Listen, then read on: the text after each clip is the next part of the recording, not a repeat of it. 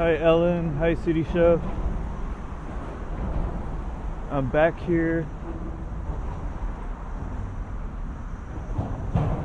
on a very foggy day here at the Golden Gate Bridge, and I'm going to head down to Fort Point again. Thank you both for coming, and hope you enjoy the live stream.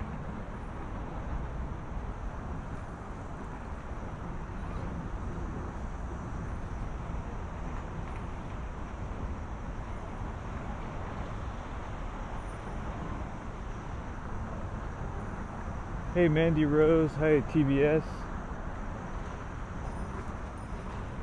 So I'm here at Golden Gate Bridge, and we're gonna go down there to Fort Point. But look how foggy it is, you guys. Last time I was here, it was really sunny. Hi Eden Dickens, long time no see, great to see you. So let's go.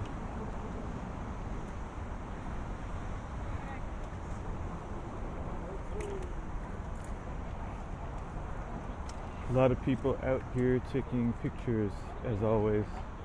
Hey Fortuna. Great to see you, Fortuna.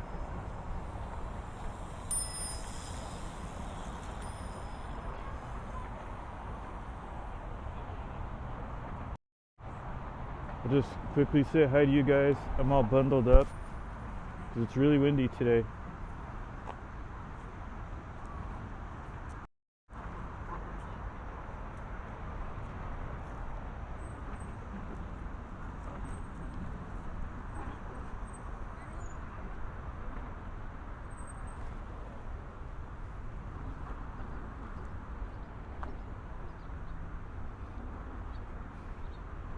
Hi Classic J Live.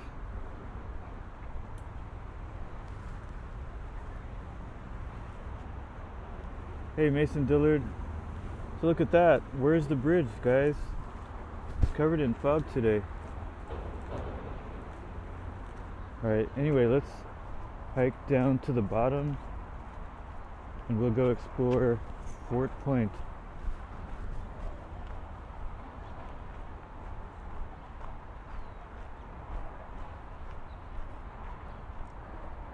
Hey Karina,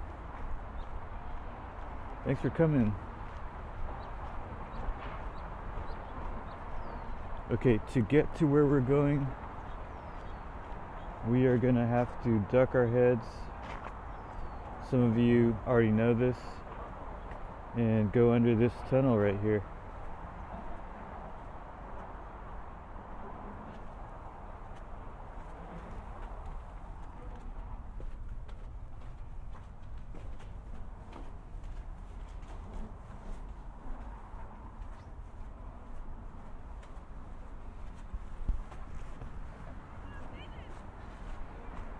Hey Cleo, welcome.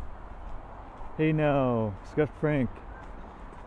Okay, so I added an extra 30-second delay on the streaming. What that means is it takes an extra 30 seconds of lag for the sound and picture to reach you guys. And that will help smooth out the stream a little bit, because the signal otherwise will be choppy in some areas.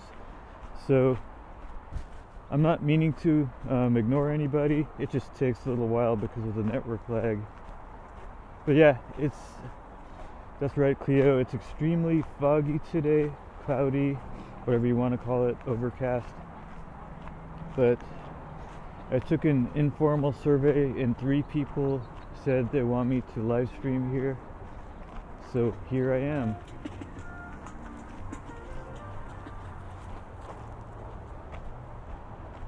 Yes, Fortuna, that's exactly right. We've been in that tunnel before.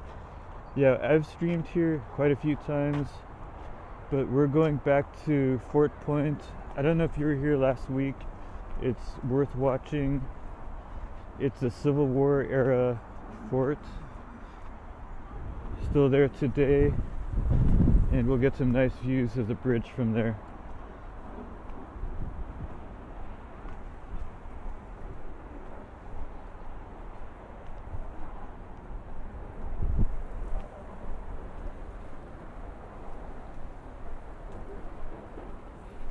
Hi Cynthia Turner, great to see you.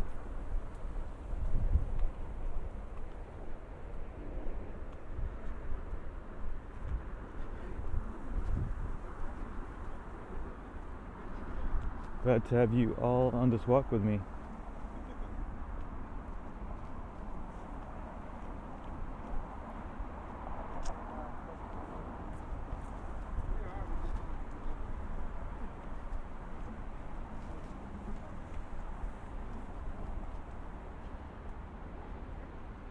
That's where we're going, Fort Point.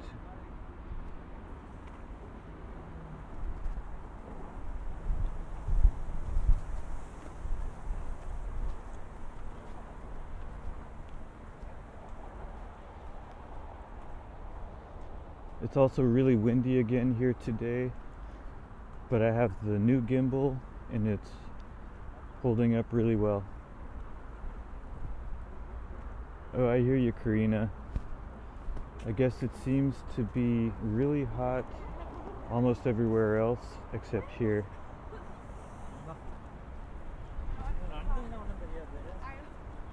I'd gladly share my weather with you if I can. And also, Kuya Cosmo.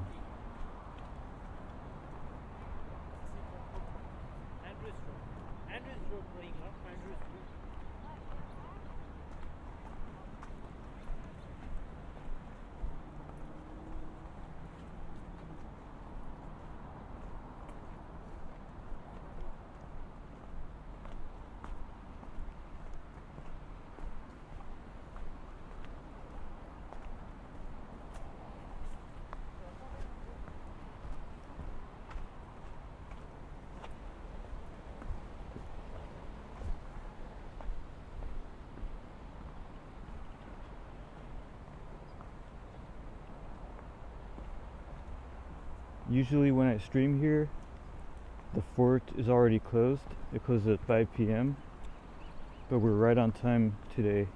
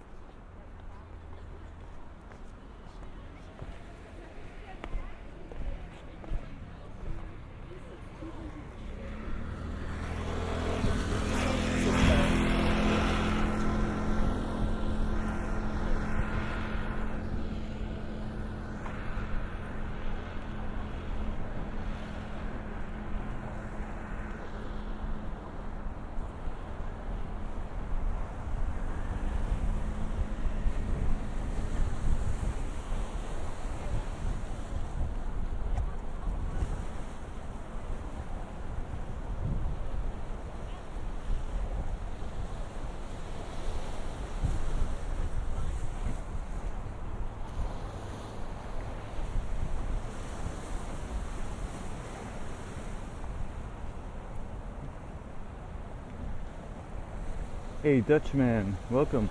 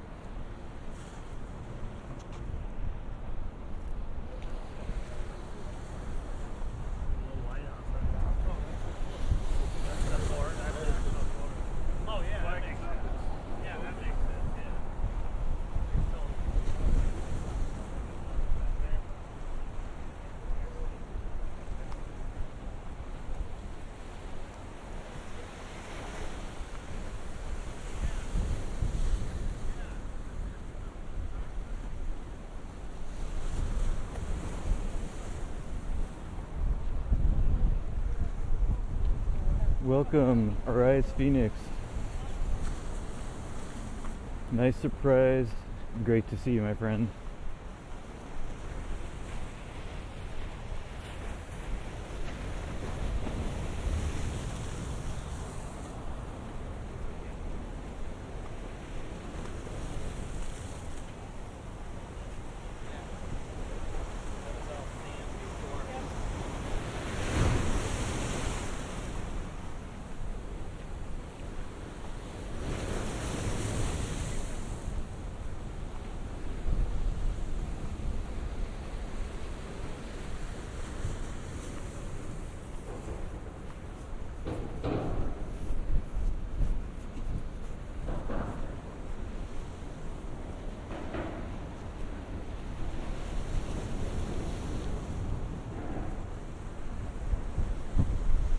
Thank you, City Show. So I'll be going into that old fort over there. The signal may cut in and out, so just please bear with me.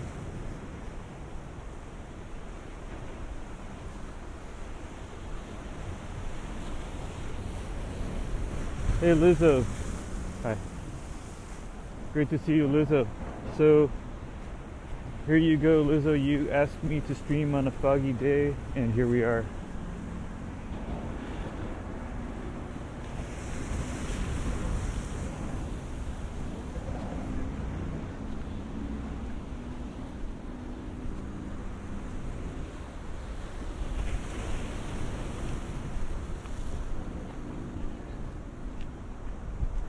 Hey, Mark Evans. Thanks for coming.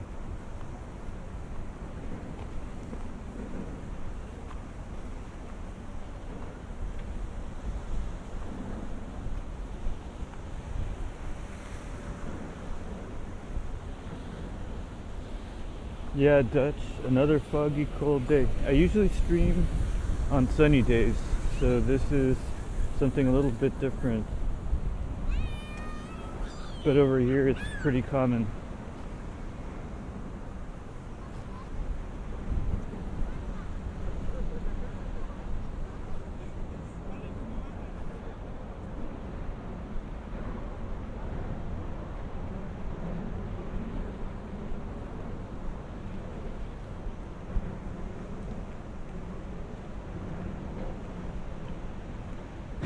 Me too, Lizzo.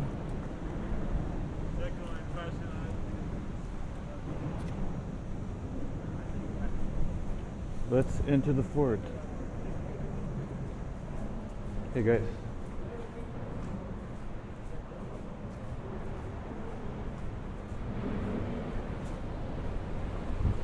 So here we are. This is Fort Point. That's what it looks like inside.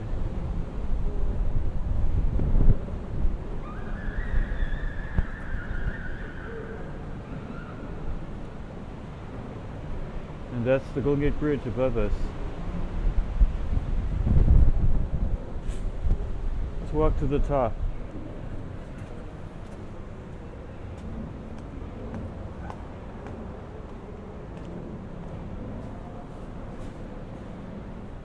Let's walk around a bit.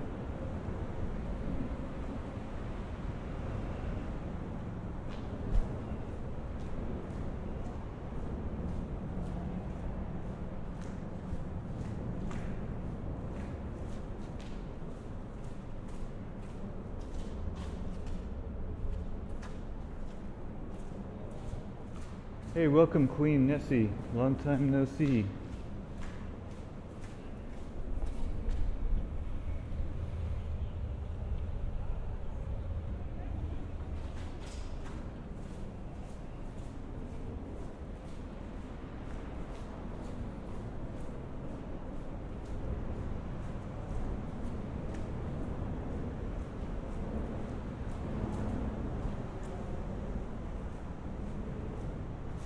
Okay, let's go back to the steps and climb up higher.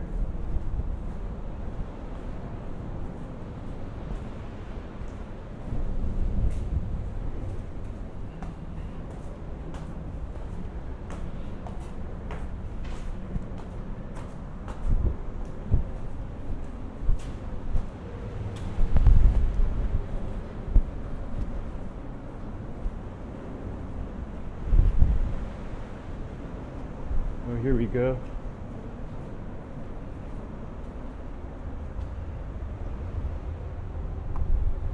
How do you like this view?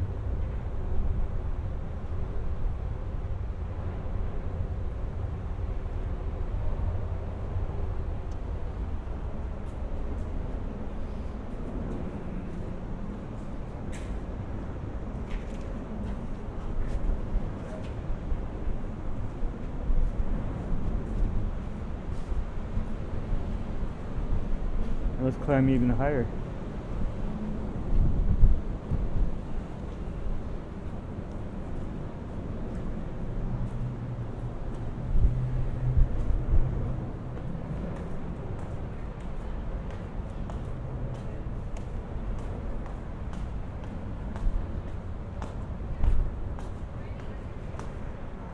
Okay, here we are at the very top. Hey, Ray Davis. Hi, Mark.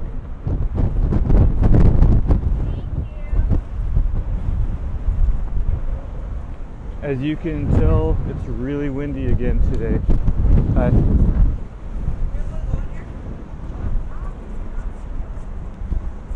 Not just really windy, but also very foggy. So these are where the cannons were mounted.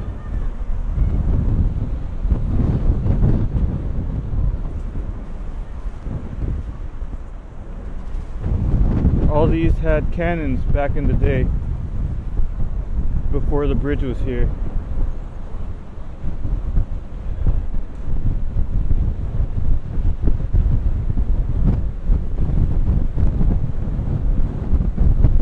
I'll do a quick walk and then go back downstairs because it's really, really windy.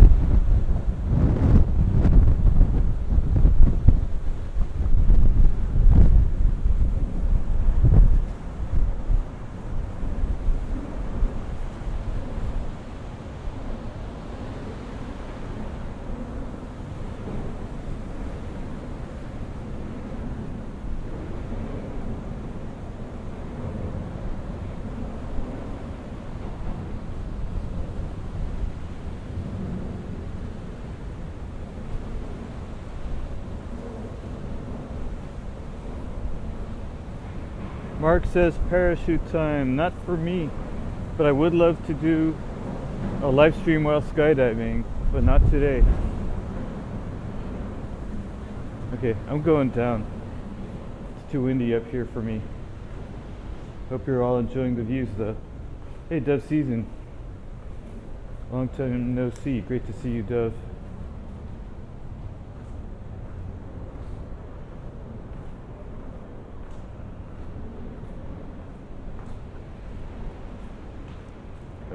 All right, Fortuna, take care. Thanks again, and you're always useful, in my opinion.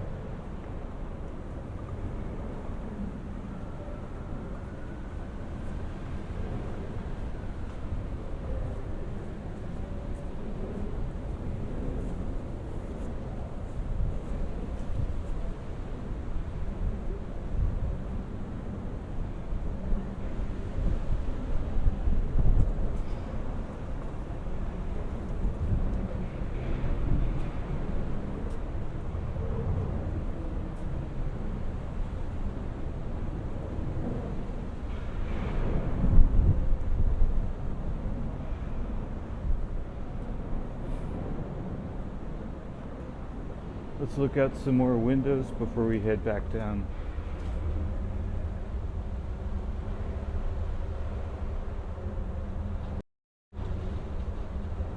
A lot of people down there.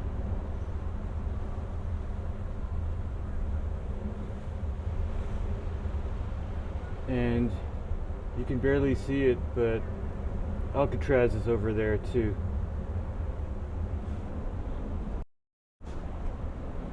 Howdy, Distraction. Great to see you, my friend. Ah, thank you, City Show. I like that. City Show says, if you don't like your family, come join Roy's family. Absolutely.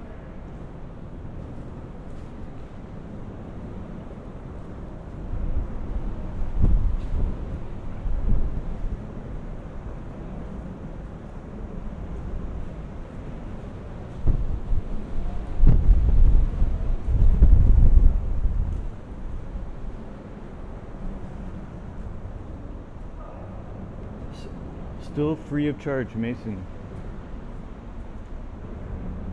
Yes, it's free to come in here. I believe it's 7 days a week. Closes at 5 p.m.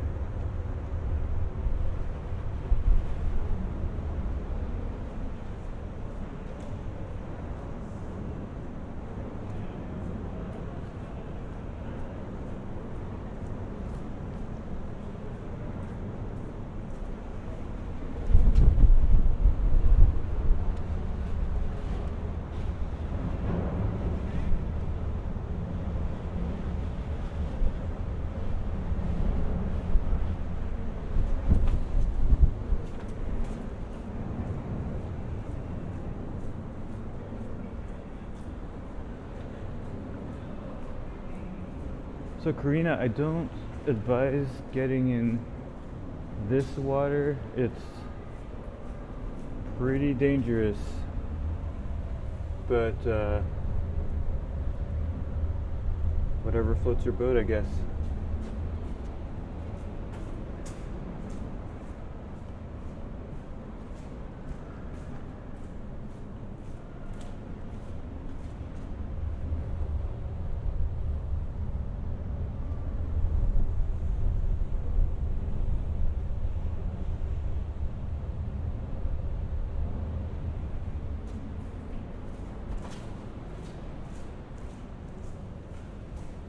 That'll be great, Lizzo. I do recommend everyone visit at least one time if you get a chance. Hey Jim, welcome.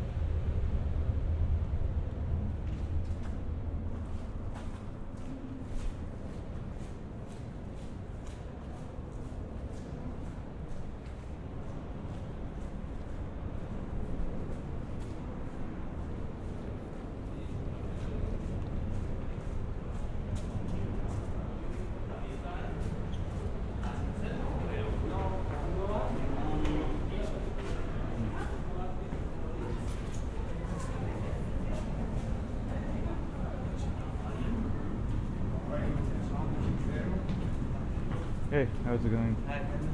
Hi.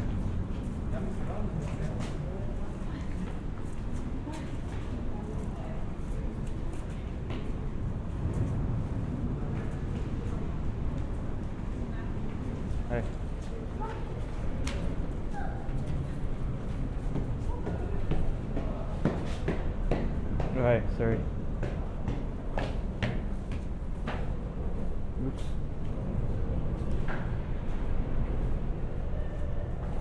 What's going on with my gimbal?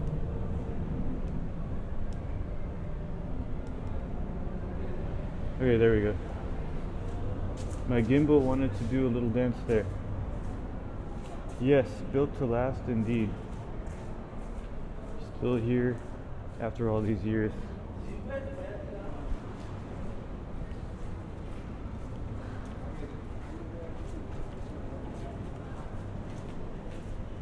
Well, it's mostly intact.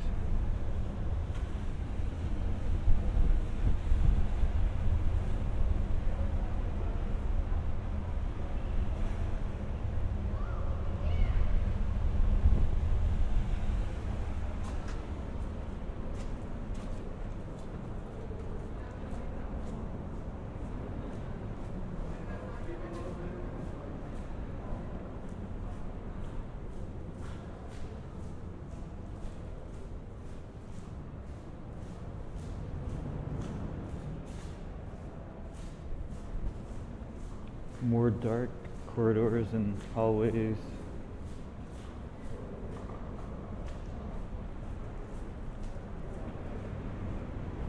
Okay, let's go back down. Oh, you know what? They have some, so this part is the museum. I came here last week, but we can do a quick walkthrough.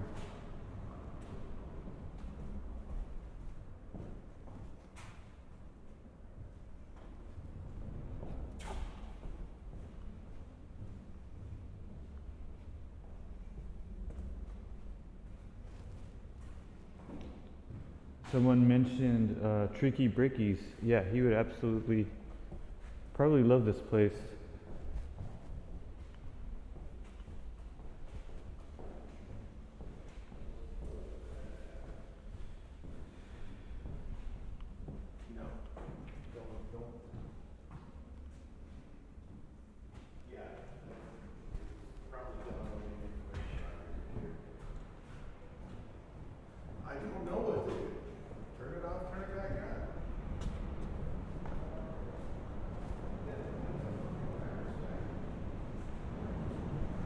Hey, beautiful brown baby.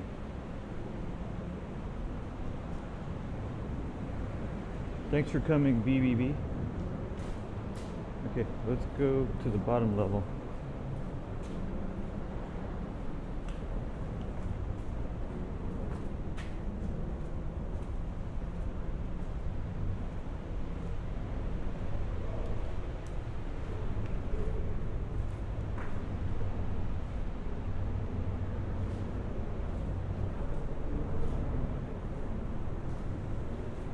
Jeez.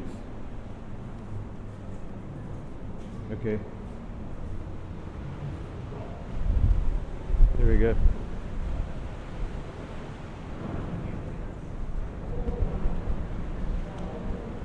Oh, hi Gail. This is Fort Point. This is a Civil War era fortress that was protecting the entrance to the San Francisco Bay. And these were some of the cannons or replicas that were here back in the day.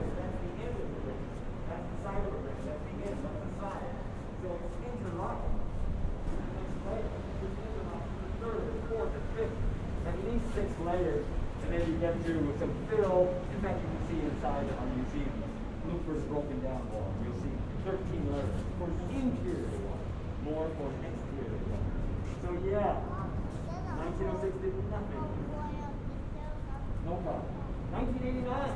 By that time, this was a national historic site. We've done some repair. There's one wall that had slightly shifted in 1906. They already put in both. It's slightly shifted again in 1989. Park Service put in rebuild. That's actually the parking lot. And they're hidden in there. If you look closely, you'll find it. So that's good to know that they give a 15-minute talk But there is a 3 threat. times a day over here. Much, much slower. In the end, it's seemingly irreversible. And you mentioned, well, it is caused by climate change. Exactly. It's caused by the temperatures in the atmosphere and in the ocean getting higher because of so much carbon dioxide. We burn so much fossil Konnichiwa, fuels, Vian. and that goes slowly into the atmosphere. And there's more in the atmosphere than nature ever put in. Okay. You know that there's light. I'll continue. I don't know if you're able to hear the ranger speaking anyway. So just keep walking around. Maybe I'll come back again and listen to the ranger talk next time.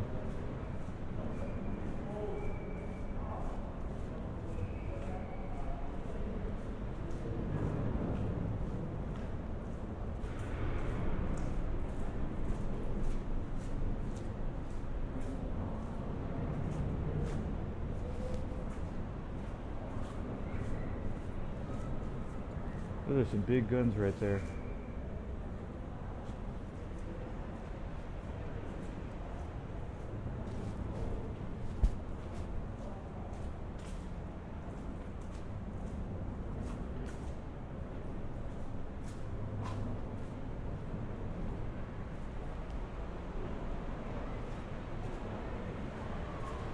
Hey, welcome Katie Lynch, thank you. And thank you, City Show.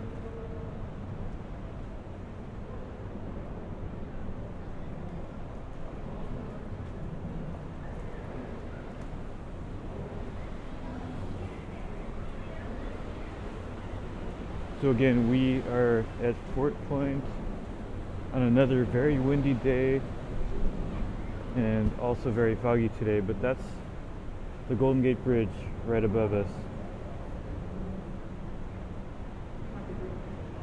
Take care, Mark Evans. Thanks again.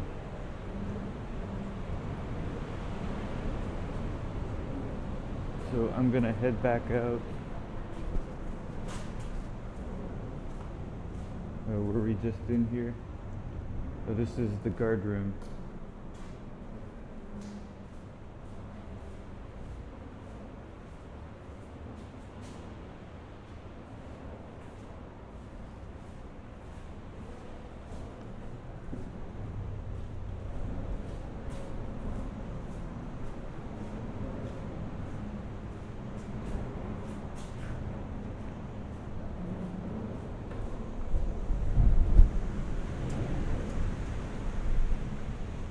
Thank you. Take care. Are you guys open every day, 7 days a week? 5 days a week, Thursday through Monday. Got it. And what hour do you open? 10 o'clock. Till 5? Yep. All right, cool. We start closing at 4:45. Cool. So if Okay. you want to get to all 4 levels, get there before. Got it. Okay. Thank you. Yep. So they're open 5 days a week from 10 to 5.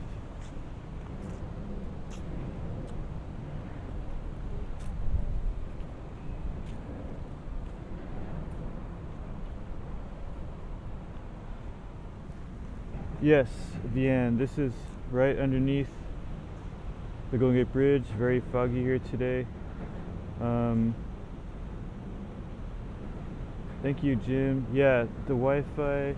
So I'm on 4G and it seems to be working pretty well. I did add a 30-second delay to the stream. That helps smooth out the stability of the live stream. So I hope it's working out well.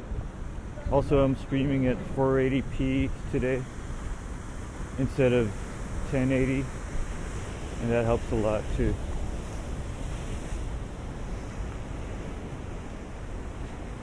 What I may do is upload this footage later at HD 1080 quality for anyone who wants to watch the replay. So Dove, most people are not wearing masks except in places where it is required. So I typically don't wear a mask anymore, but I had to wear one yesterday at the SF MoMA, the Modern Art Museum. So again, only when required. But as you can see, most people are not wearing masks.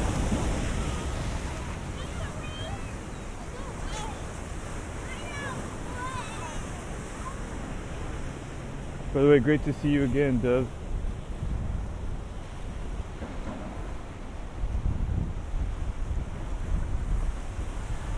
Thank you, Joe. Wow, look, this guy just got splashed with water. You alright? Okay. Okay, good. Yeah, you know, with Karina here, she's gonna be hoping that I get splashed by a wave, but not if I can help it.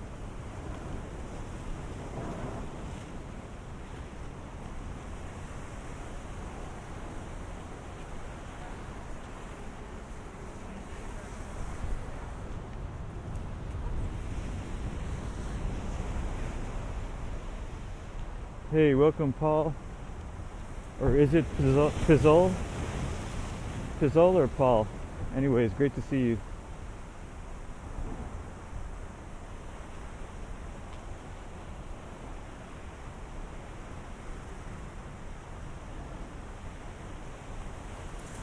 No, TBS. I'm gonna be very careful not to get wet.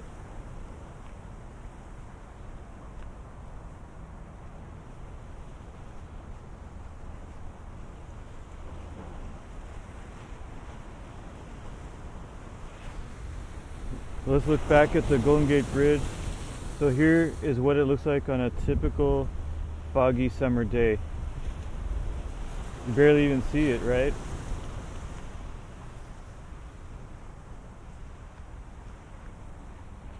That's how it is in much of June and July, which is why I don't stream as much on foggy days, but why not? Just to show you what it looks like.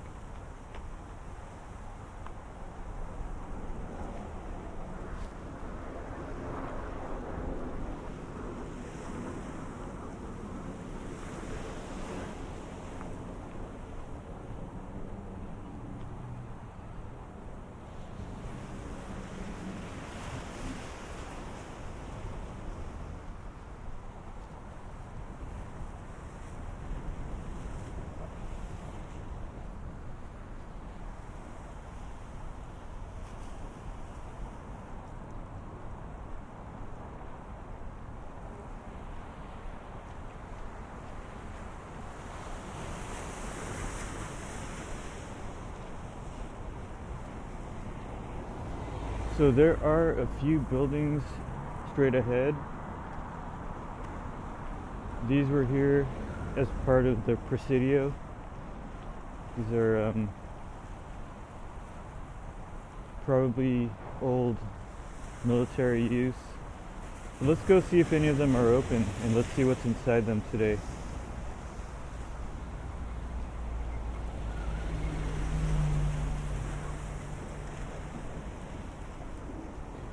That's true, Dove. Dove says, I love the fog in SF. Keeps everything nice and cool.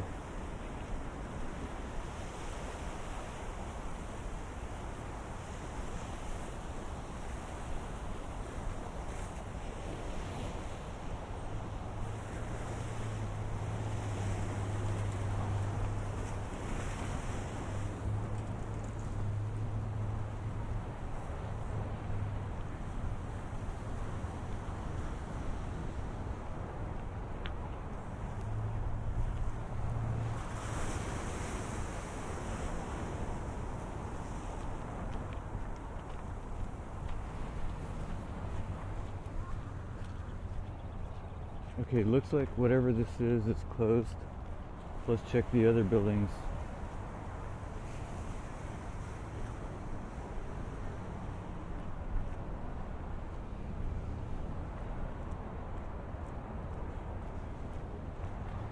So everybody seems to want some ice cream. Now you guys are making me crave ice cream. So to go with everyone's favorite topic, what's everyone's favorite ice cream flavor? I think I know Cleo's. How about the rest of you? Since we're here, let's walk out onto the pier.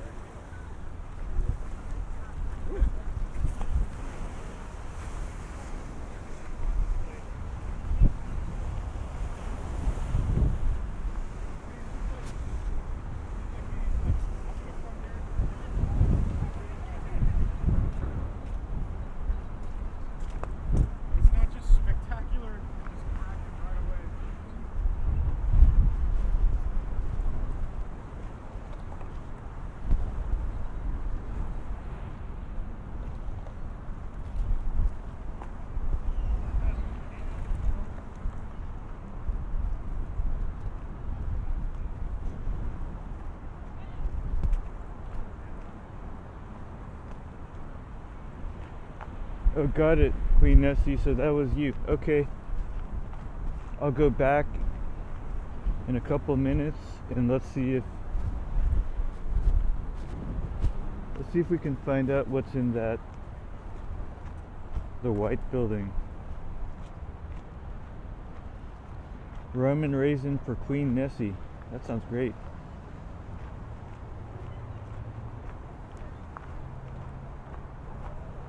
Thank you, Dutchman. Dutchman is treating us all to ice cream. Gail M says strawberry. Joe Hernandez screams for ice cream. Okay. TBS likes mint chocolate chip. Gail M says fruit flavors. Classic J Live says hi Karina. Okay.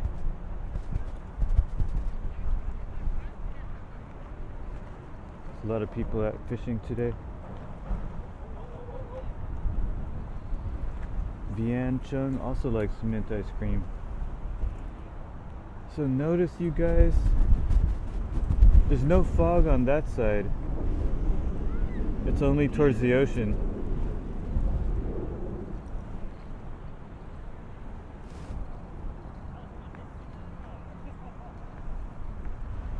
So Gilliam says that I'm a fast walker. Yeah, I hear that a lot.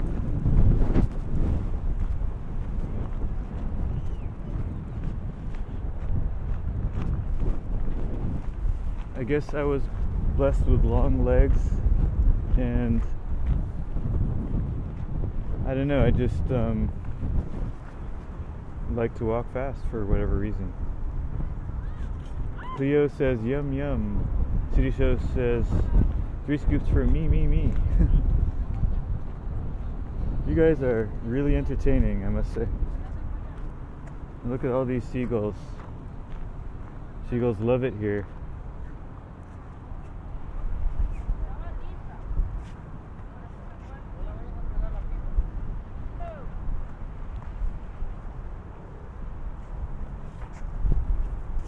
So they are trying to catch some crab, I believe.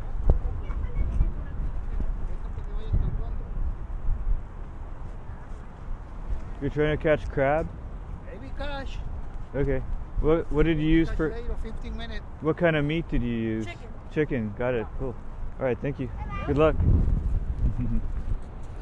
So they just threw a big hunk of chicken in a net to try to catch some crab.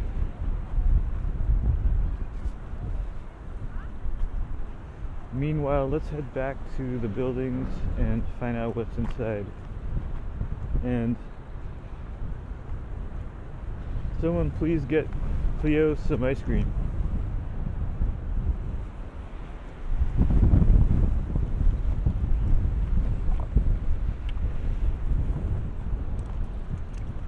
Alright, Phoenix, thank you for the ice cream cone. Even though it's kind of windy, I still wouldn't mind an ice cream. Windy and a bit cold, actually.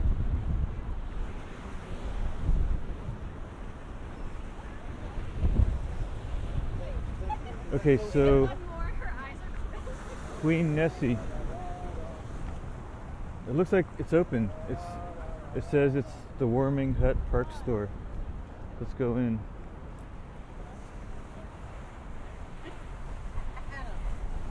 Yeah, they're open. Did it work?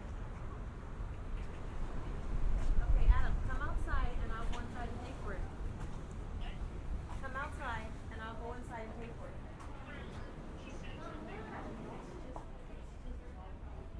Here, let's try it. Yeah, you can see what this is. Wait, oh yeah, I'm totally getting it. I'm getting this. I saw it was like a, this is a tape dispenser. Mom, I don't know which one I should get. But they're all in here.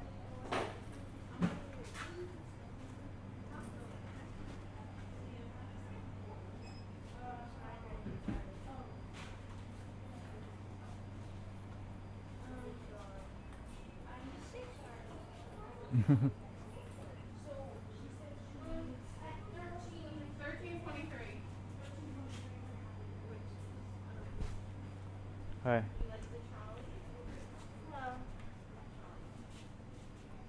Do you guys sell like food and coffee too, or no?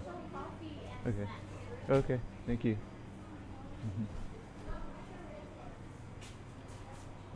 Warming Hut is a good name because it's like really windy outside today. Yeah. Nice little break from the wind. Absolutely. Yeah. Thank you. Hi. I was trying to help him. I kept telling him, just come outside and I'll pay for it. What were you trying to do in the So freezing. Hey, welcome WGWCO. 22 cents went through in his card. I think it's over 13. Yeah.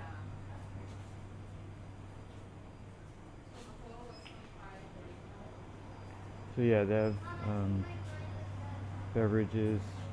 Here's some info about Crissy Field. It says Crissy Army Airfield was established in 1921 by the U.S. Army and dedicated to the Air Service Coast Defense.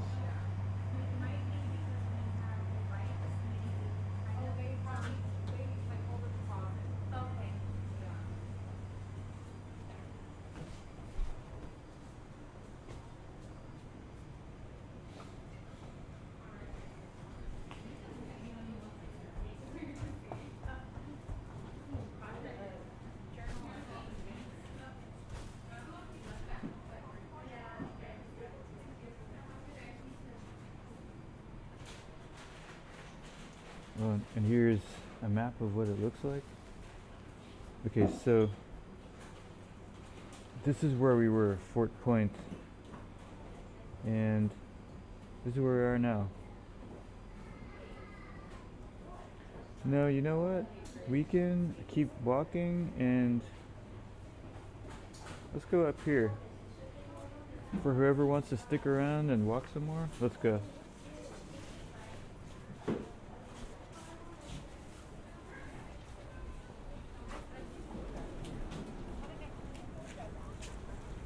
So again, that was the warming hut.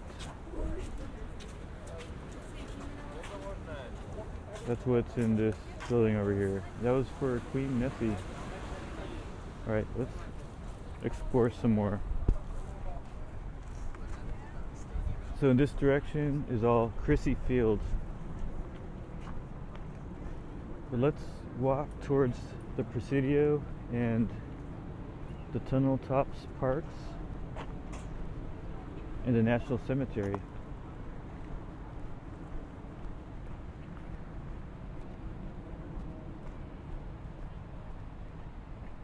And thank you, Dutchman, for hooking up Vian Chung with a burger. So, Gail, did you say I walk fast?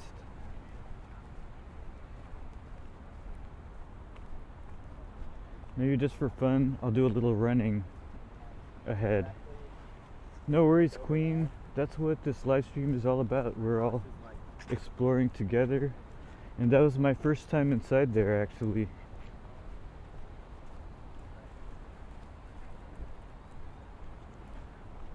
So I'm really glad you asked.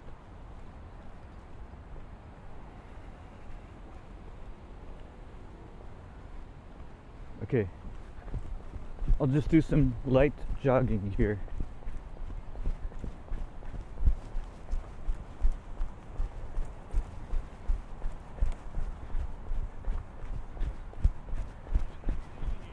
Okay, I won't do too much of that because I think it's gonna shake the microphones too much. Maybe a little later I will.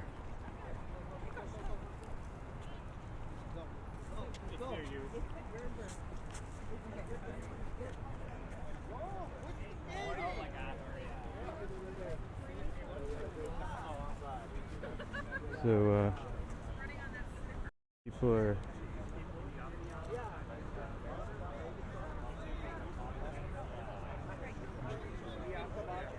party out here.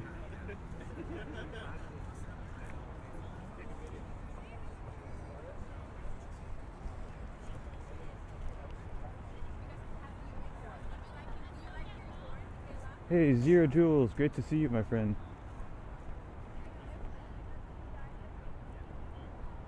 I've been enjoying your videos.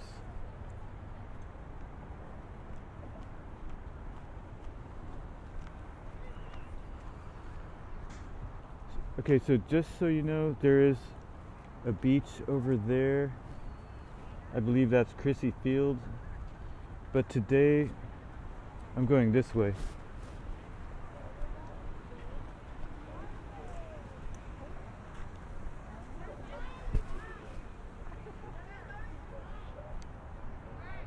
There are some parks up there and a cemetery up there as well. So let's go check it out. Hey, Kat Avery, glad you made it. Thanks for coming, Kat.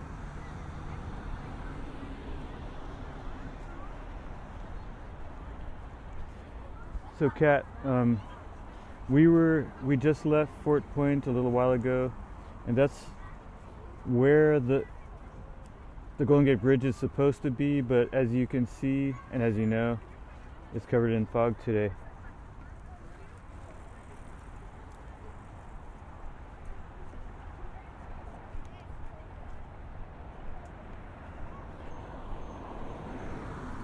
But I'm going to walk up there, and we are going to see a couple of the newest parks in San Francisco. I believe they're called Tunnel Tops Park. I think it's two different parks, I'm not sure. But let's go check it out.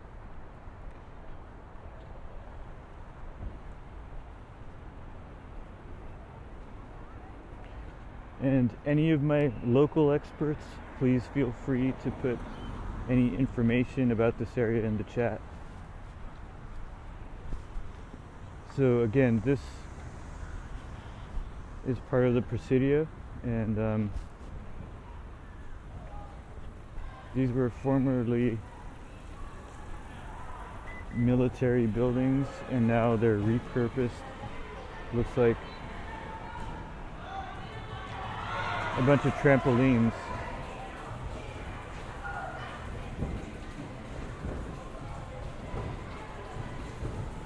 Wow.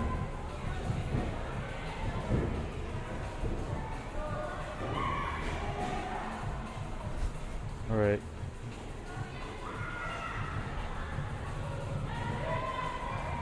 Anyway, let's continue. You get the idea. And over here there's a climbing, yoga, and fitness studio.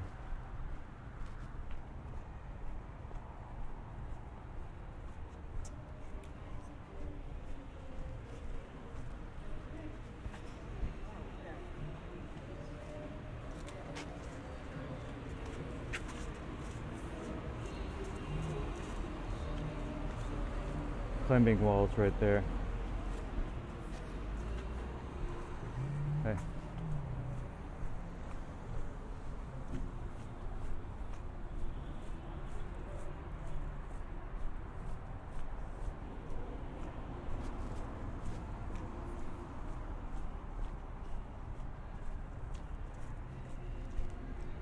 More climbing walls.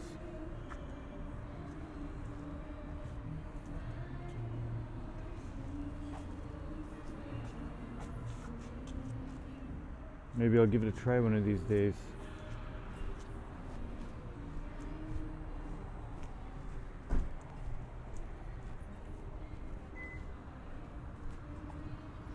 Yeah, it does look fun.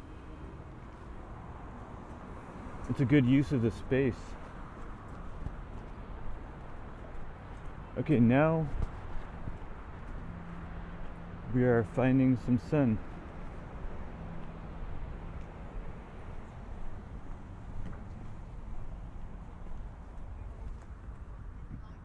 Big difference, isn't it? Look at all that fog behind us. City Show is looking for coins. Well, nowadays, unless they're Bitcoin, they're probably not worth much.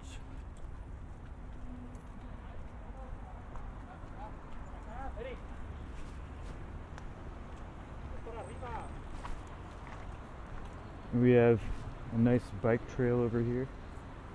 Oh, you know what? This Sunday is the San Francisco Marathon from 6:30 to 10:30 a.m. local time. So if I'm feeling up for it, maybe I'll come and live stream part of it.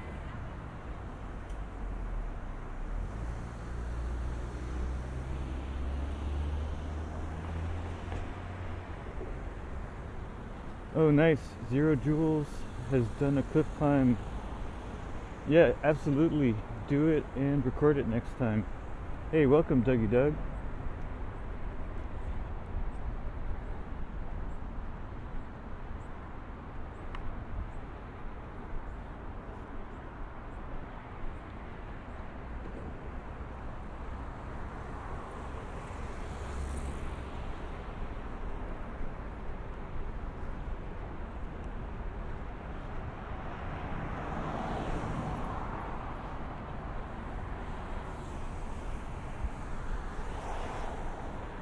So more brick buildings surrounding us.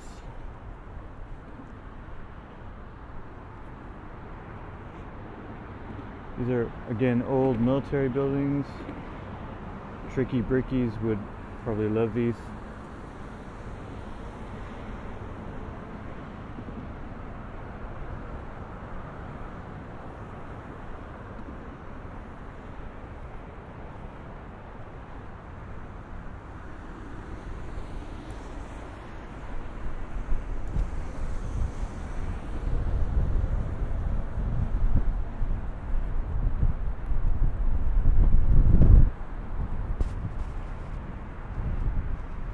Okay, so we will go to the Presidio Trails,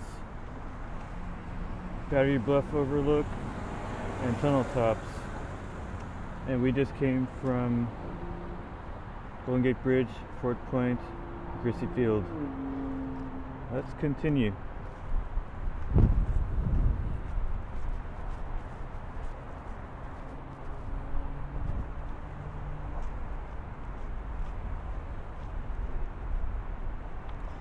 So Joe Hernandez, what road is that overhead? You know, that is the road that basically comes from the bridge. So that's a main artery. I'm not sure which road it is exactly. That's a good question. But yeah, that's like a main artery around here.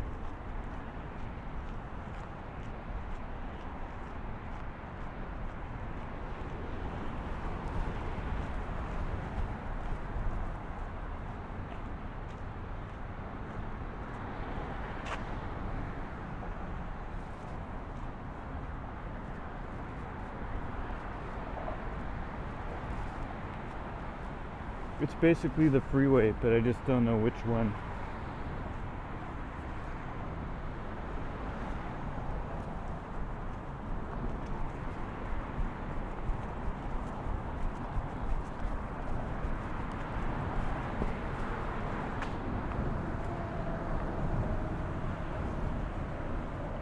Another look behind us.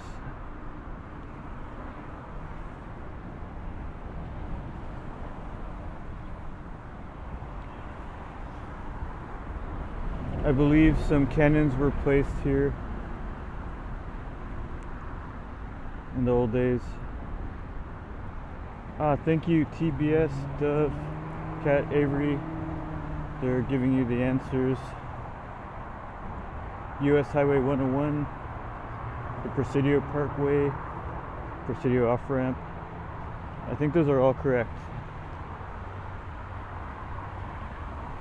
But don't quote me, check Google Maps. Okay, let me try to adjust the gimbal. It seems to be slanted a little bit. I think that's better. Okay, let's go. Hey, or should I say hello, gal pal. Great to see you today.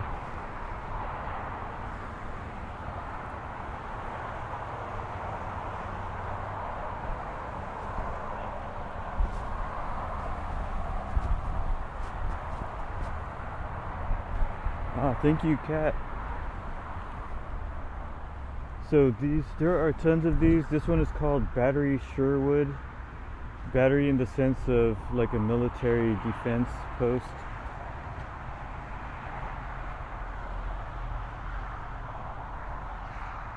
These are all up and down the coast. And these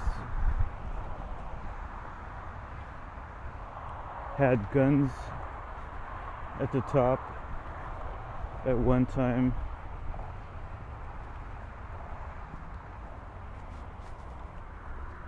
There's a nice bench over here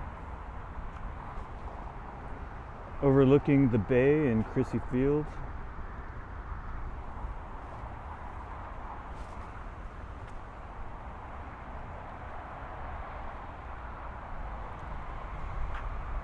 There's a sign with some information here. Let's continue. Yeah, it is beautiful. And again, we started over there under all that fog. You don't even see the Golden Gate Bridge. But look how sunny it is right over here. Hi. So the cool thing is there's a separate bike trail right over here.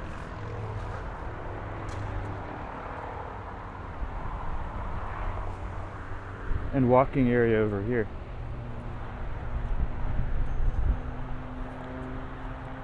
I guess that's for both biking and walking.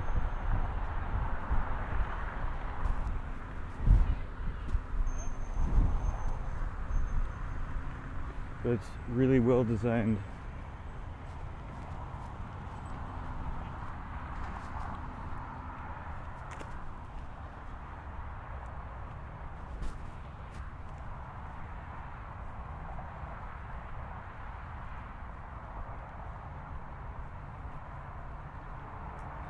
The wording on the wall. That's a good question. I don't remember offhand.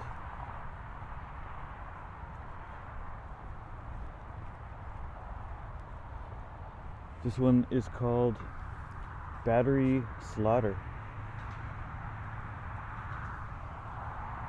And so let's go up here. This is one of the new parks. And okay, so that's what the battery looked like back in the day with those big guns.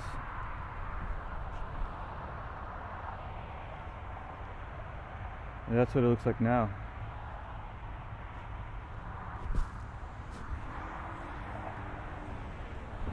So this is the new park, and we are literally right on top of, what was it, the Presidio Parkway or Highway 1 or something like that. So there's a tunnel underneath and a park up here at the top.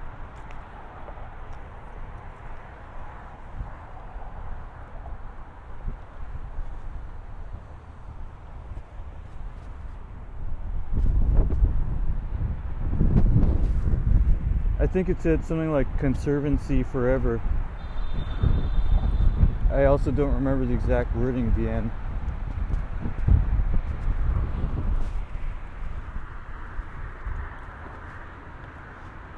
So Doug is asking, how did it go? Are you asking me or someone else? I think the protection of the bay went pretty well, if that's what you're asking. But anyway, so Joe, if you're still here, here it is. We were under that, and these are the tunnels going underneath this park. And over here we have the National Cemetery.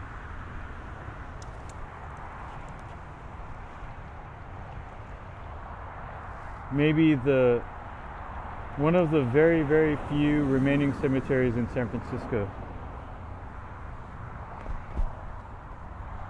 We can maybe walk around inside if you guys like.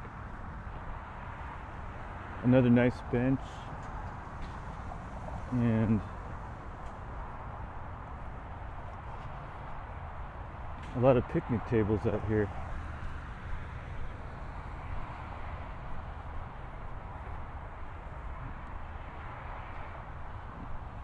Jim, you are correct. I am indeed on top of the tunnels. And right in front of us, the National Cemetery.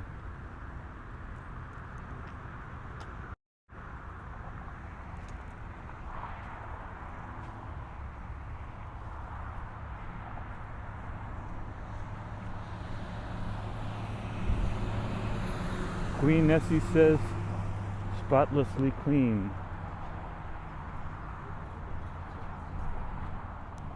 That's true, and as expected for a brand new park.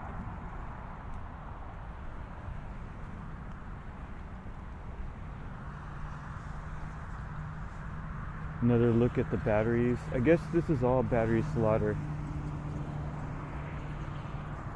You got it, Siberian. That is a military cemetery for war vets.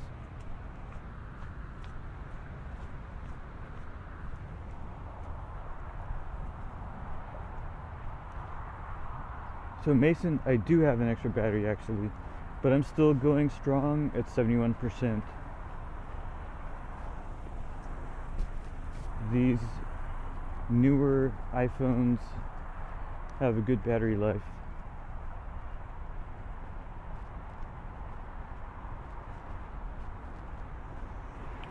And actually there's two sets of tunnels. So we're above one set, and in front of us we see the other set. Hey, welcome, Scenic Sights here.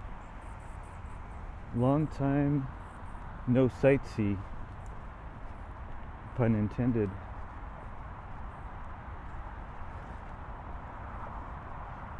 Galpal says she lives near the one in District of Columbia. Nice. I've visited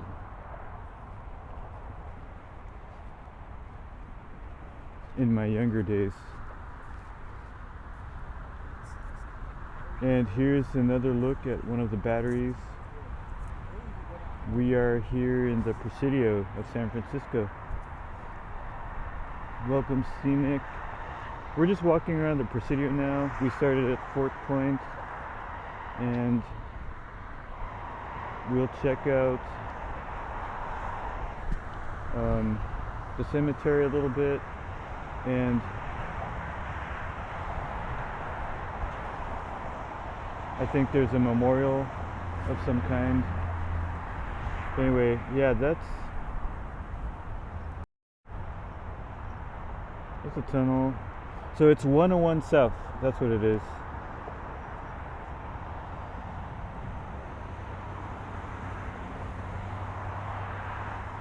Or maybe that's just for the exit. In any case, let's walk around some more.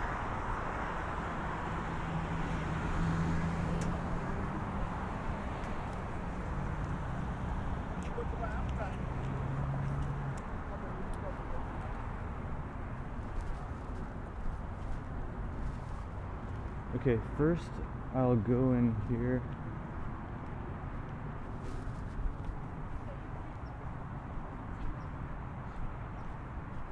Okay, so this is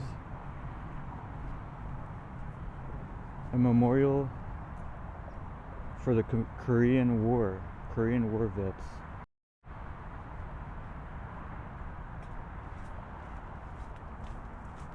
Hello. Hi. Thank you.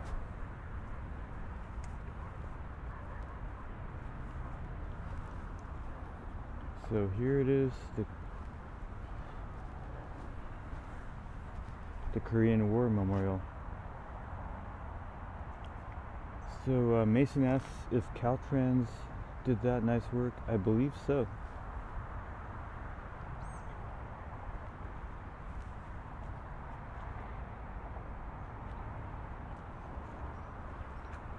So the caption says, honoring those who served and sacrificed in Korea from 1950 to 1953.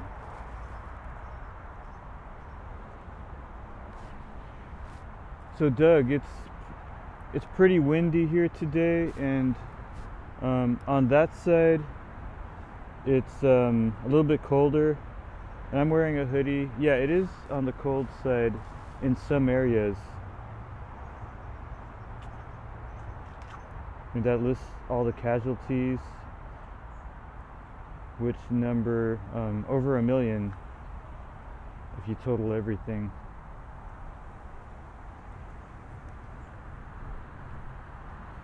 Okay.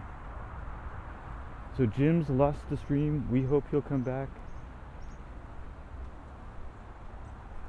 So yeah, it is hot in many other areas, but over here it's in the 60s and windy and foggy. So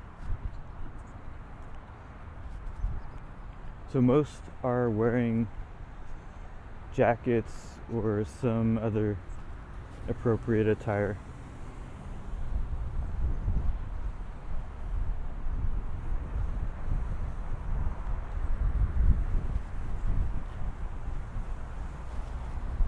So here we are at the entrance of the San Francisco National Cemetery.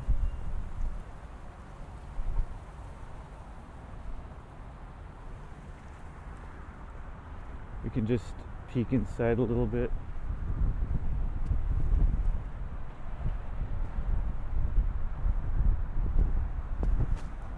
Thank you so much, Tom E. No worries. Have a great day, my friend. Thank you, Jim.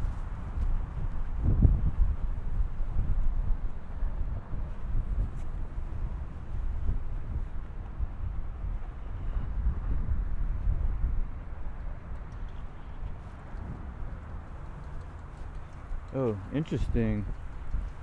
They're pretty high tech. There is even an electronic gravesite locator. That's amazing.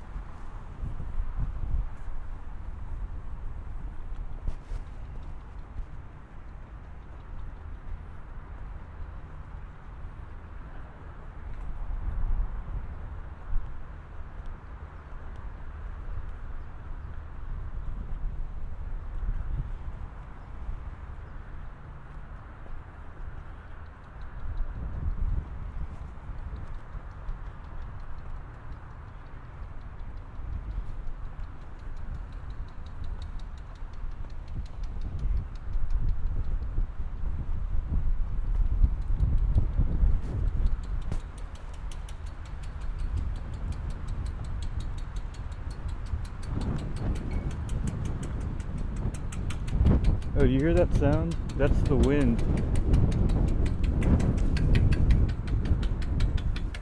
That's funny.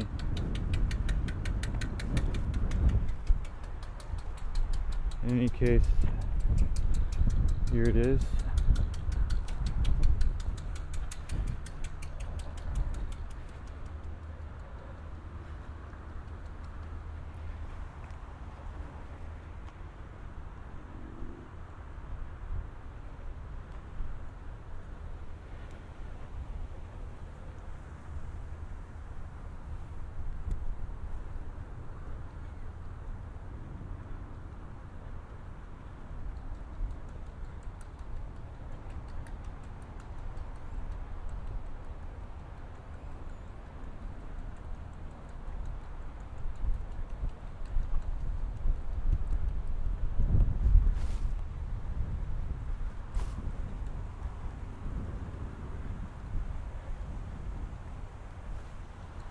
Look at this one over here.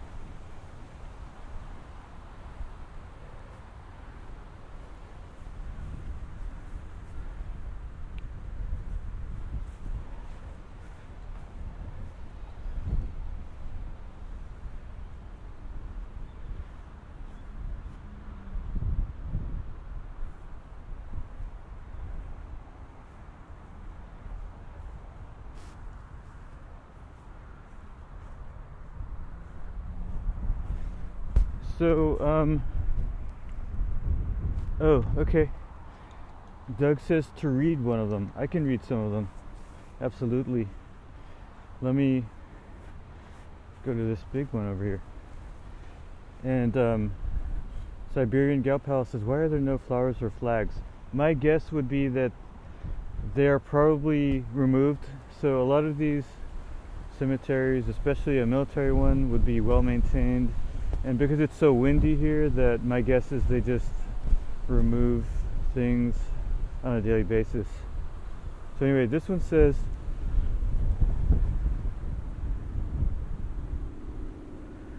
our dead Geo H. Thomas, Post Number 2, Department of California, GAR 1861, 1865, erected 1892. This one says Richet, Henry V. Richet, Private COB First, Wash, Inf. 1841 to 1918. His wife Lizzie M. Richet. Sorry, I don't know what all the abbreviations mean, but yeah, these are. These are more than 100 years old, some of them.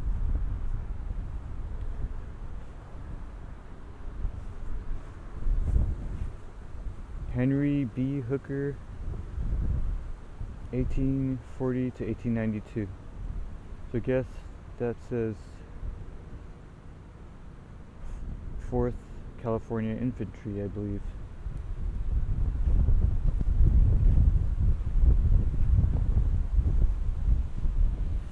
Here's one that's 1874 to 1925. William J. Lyle, Major Finance Department, U.S. Army. Let's see this one. James David, beloved son of James and Nellie Rankin, died July 26, 1899, aged 21 years.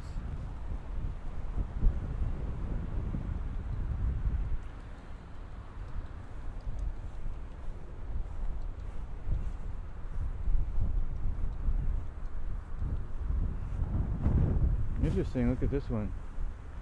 George B. Kupfer, born 1889, died 1897. Wow, very young.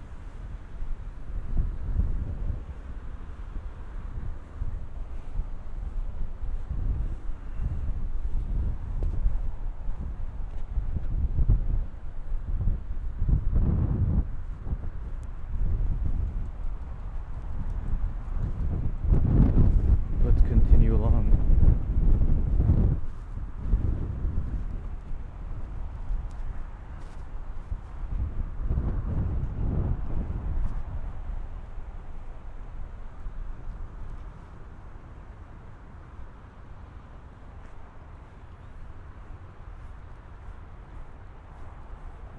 Look at this one. Captain Richard Derby, Air Service, United States Army. Born 1894, died April 7, 1923.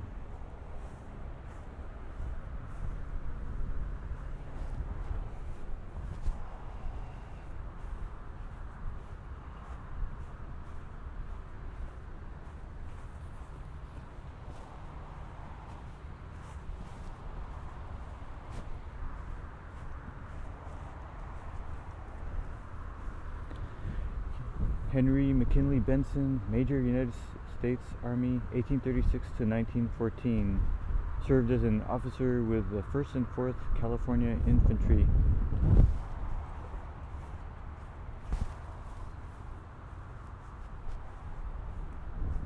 Mary Cummings, 1862 to 1915. Wife of Brigadier General Sibbert. In memory of Frederick von Schrader, Colonel, U.S. Army, 1851 to 1916, and his wife, Arabella Dudley Elaine von Schrader, 1859 to 1920.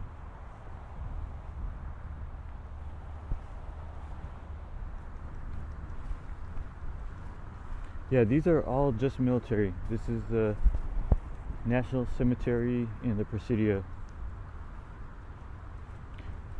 Yeah, I think Kat is right. Military and their families.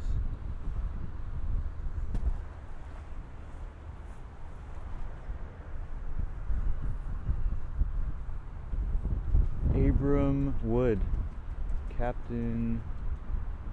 It's a little bit hard to read. Oh, here we go.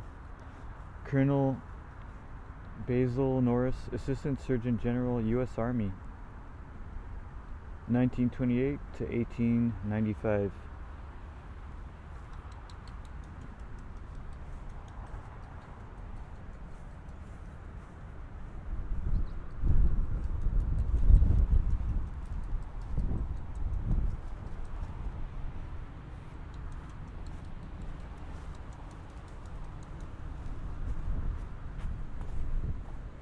James Eugene Nolan, First Lieutenant, 4th U.S. Cavalry, 1861 to 1898.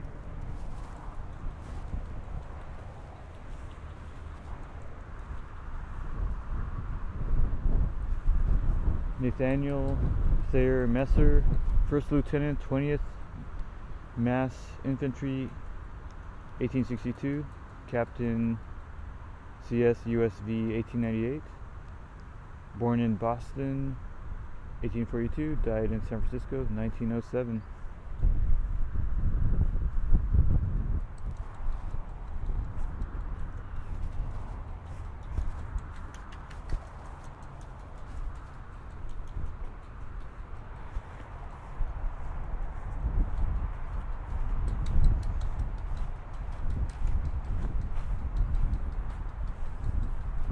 So that's a good question from Queen Nessie. I don't know the answer.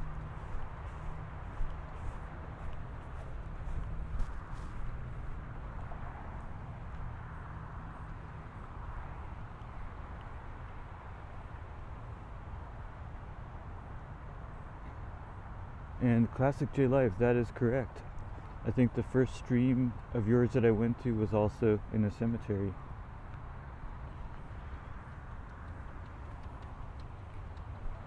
So, with our respects to those who have served their country, let's have a moment of silence and we will continue our walk.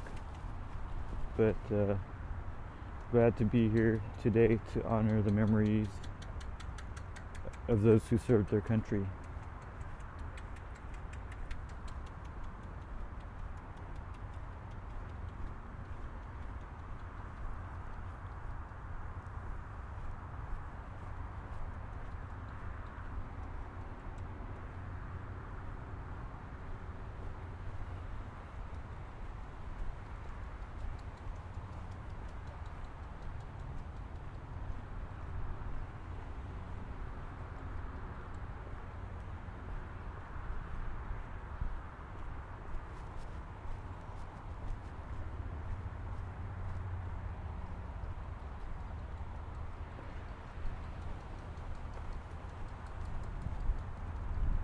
So I was also here on Memorial Day, and they had a really nice service over here.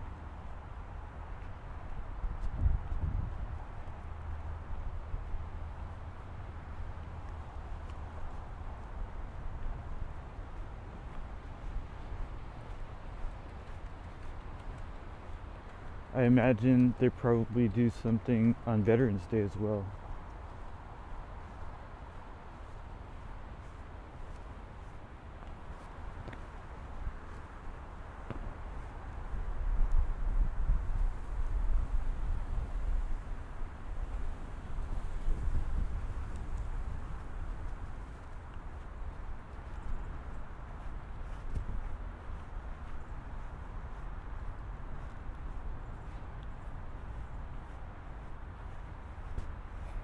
Oh, hi there, Mountain Man. Hey, thanks for coming, Mountain Man.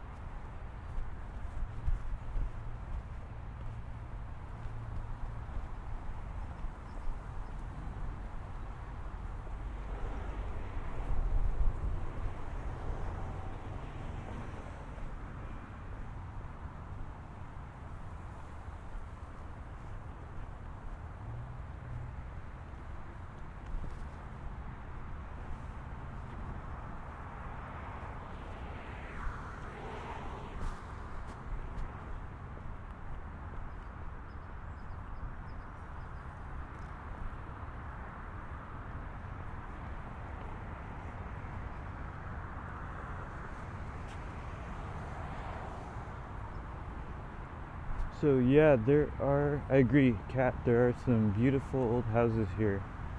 Let's keep walking. Maybe we'll be able to see a few of them. I think I see something ahead of us.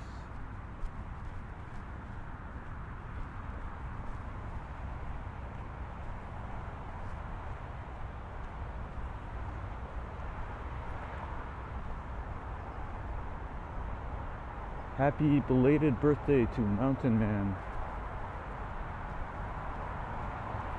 And Gal Pal says mail time.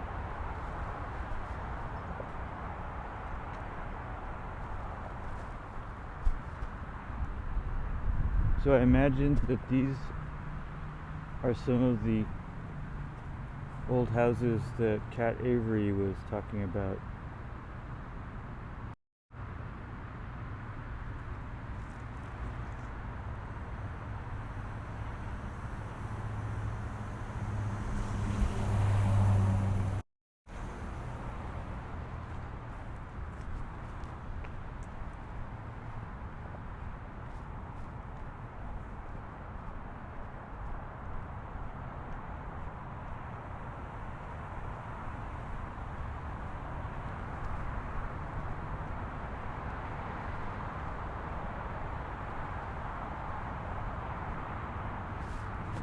Oh, you know what?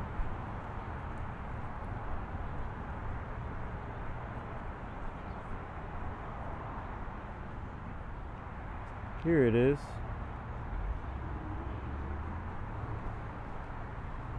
Look at that. I just happened to stumble upon the Walt Disney Family Museum.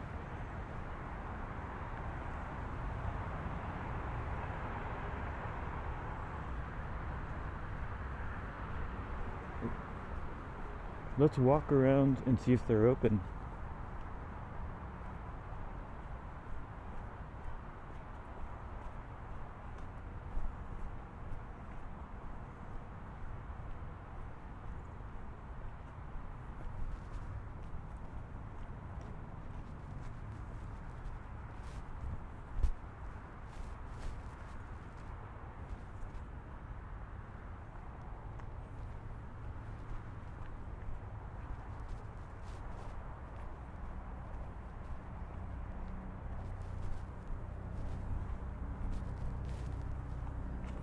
Yeah, these are some nice here. Oh, hey again, Mandy Rose. Hey, George Lopez.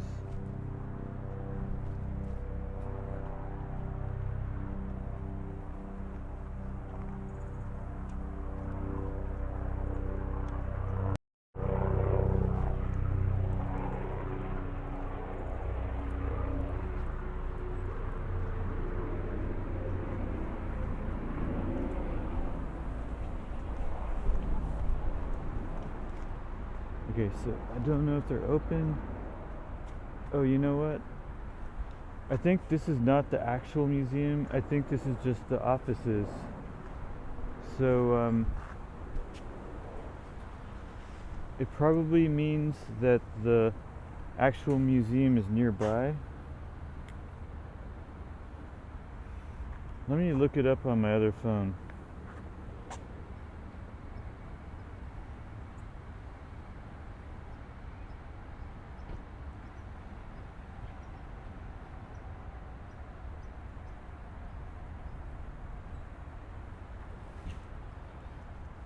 Okay, it's somewhere around here.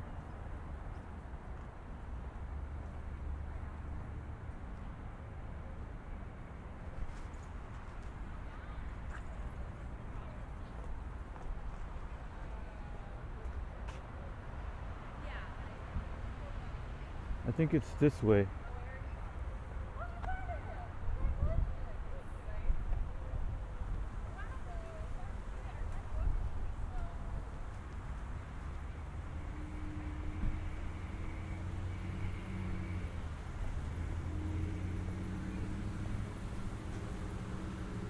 Alright, I think it's this one.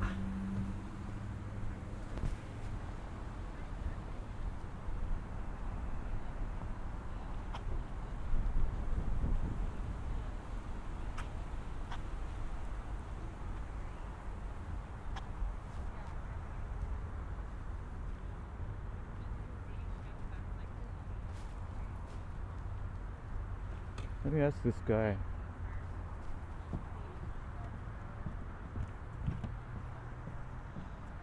Hi. Do you know where the Disney Museum is? Yeah, the entrance. Yeah. Are you here to visit? Yeah. Is it open or? Okay. It's probably closed today. Yeah. Okay. I'll just go check it out and come back next time. It's on that side though. Yeah. I'll listen. Thank you.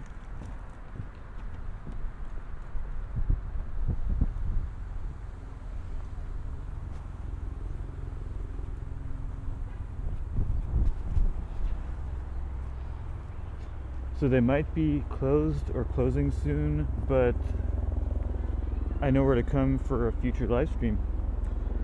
So Vian asks if these are all brick buildings. So not all, in this area they're all brick, but further ahead I think those are wooden. And Cleo is happy, I think, about this Disney museum.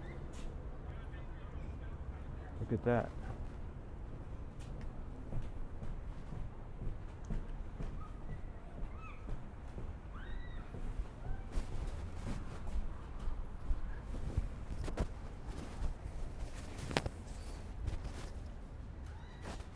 Okay.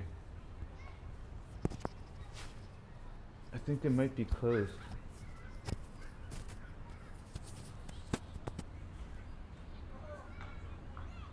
It says last entry at 4:30. Oh, well, it's 4 p.m. Let's see if we can go in.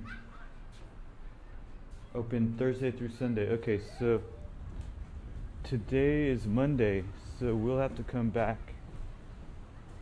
So that's good to know.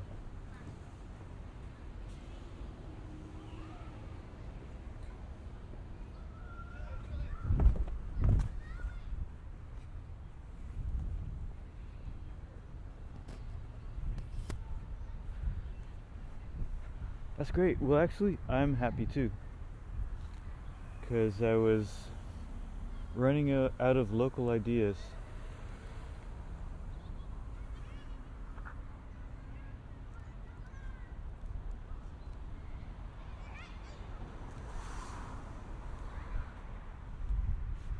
And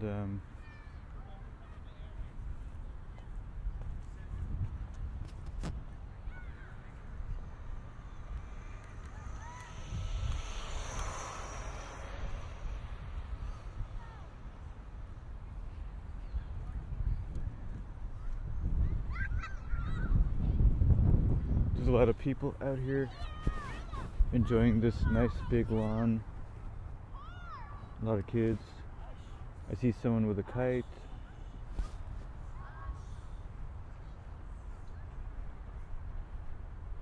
I think I saw someone playing frisbee.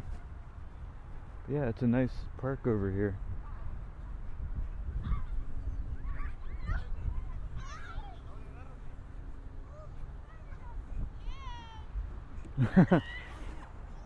Hey now, Mountain Man. Cleo is always the center of attention in my live streams. Oh, you're talking about her car show live stream.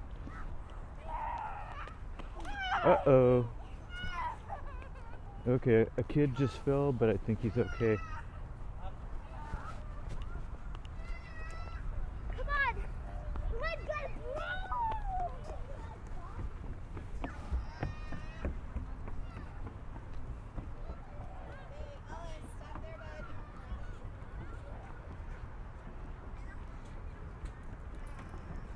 Oh, you know what? There is a free bus here. Let me see. Presidio Transit Center. Let me see if this is part of that.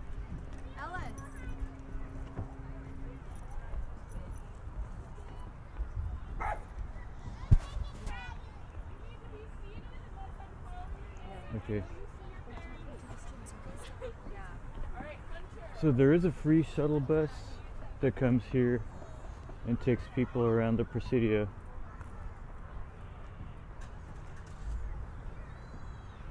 So for anyone who wants to visit, that's pretty handy. Goes to these places.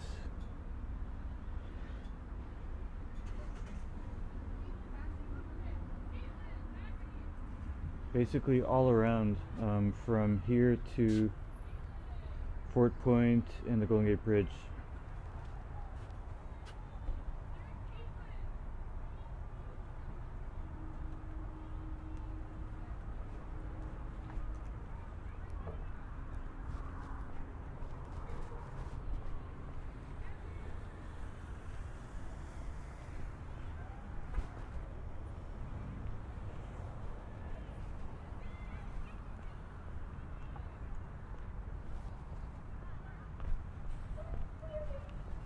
Oh, there's some nice sidewalk art.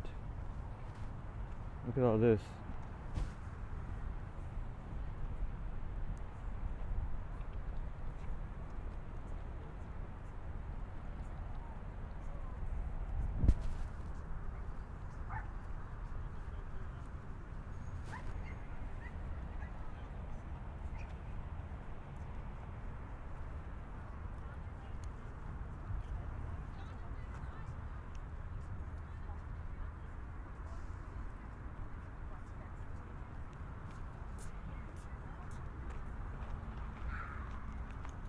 Oh, I think this is that other park.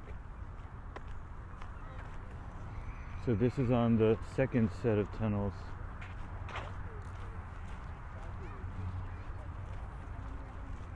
Hey Ellen, welcome.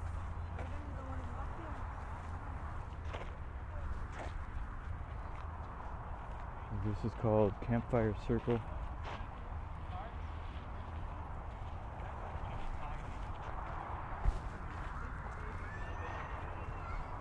Oh, there's an actual fire here.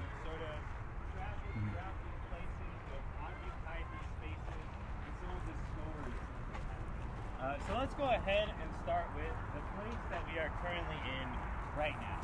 And that is the Presidio of San Francisco. And the Presidio has so much history, so much military history, and so many other stories that have yet to make their way to the surface or have yet to be injected into the mainstream for one reason or another, right? So for example, the pride flag, the original design was developed here in the Presidio. The Japanese-American Exclusion Acts that happened during World War II, where over 100,000 people just lost their rights, their constitutional rights overnight, was signed in a building directly behind this building here. It's crazy, right? And all of this military history began in the mid-1700s when the Spanish first arrived to California. And they wanted to establish a military presence here in this area to get a very, very strong foothold. And during that time period, the Presidio looked much, much different. They started out with a very small adobe and clay fort, just like this. Nothing too crazy, nothing too fancy. After them, the Mexican government took it over. They didn't really expand on it or anything like that. But then, in 1846, the United States military took it over. And that's when they sort of changed the landscape dramatically, right? They came in, they built a bunch of buildings, planted a bunch of trees, and sort of made it the Presidio that we know today. Then, in 1949, the United States military, they deemed it as no longer useful to them, so they gave it to the National Park Service. But it wasn't that simple, right? Because we have all of these historic buildings here in the Presidio, and they were all just given to the park, we, the National Park Service, didn't necessarily have the capital to maintain all of these historic structures. Because if a building is deemed historic, it has to be maintained to a certain level to maintain that historic designation. And that costs a lot of money, right, to maintain all of these buildings. So we did something kind of unique. We established the Presidio Trust, which is ran by the executive branch. And this is the only example of this anywhere in the National Park Service. And what they do is they go in and they lease all of these buildings that you see around us to different companies, as well as people. There are a bunch of people who live all along the Presidio, and they help maintain the parks and things like that. They go out and raise money. And then we also have the Golden Gate Parks Conservancy, who also goes out and fundraises for the park and things like that.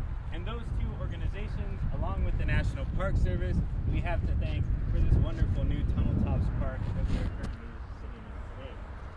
But another story that happened here in the Presidio is that of the Buffalo Soldiers. Is anyone familiar with the Buffalo Soldiers? Yes, a few of us. Excellent, excellent.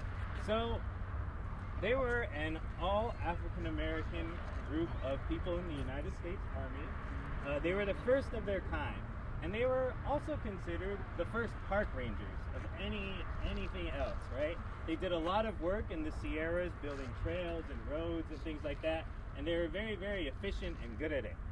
They also had the honor of escorting Theodore Roosevelt around as he was touring Yosemite Valley and things like that.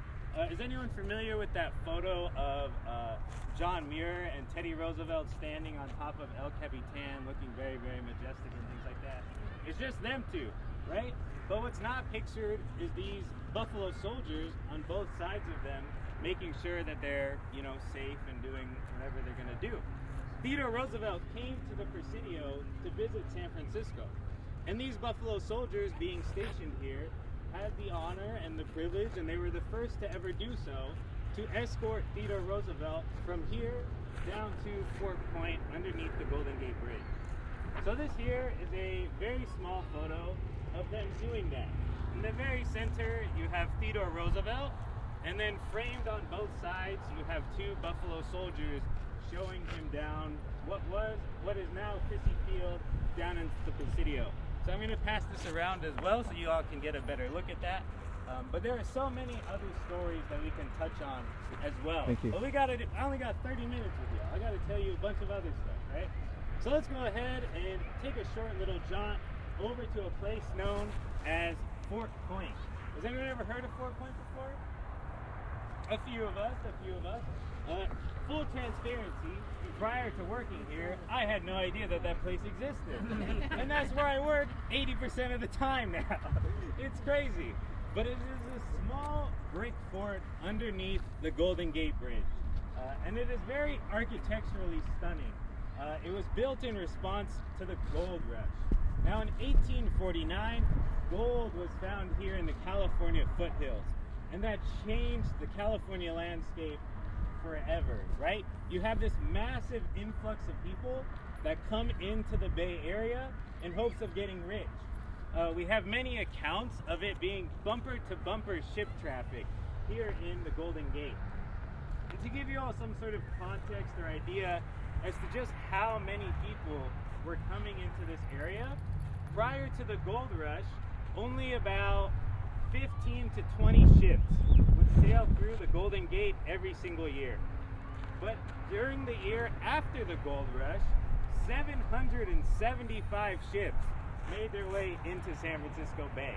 And what would happen was, as soon as these ships would dock in the harbors, all of their crew would abandon the ship and run as fast as they could to the gold fields to try and get rich, right? Because why would you become a sailor when you can find massive chunks of gold and be set for life?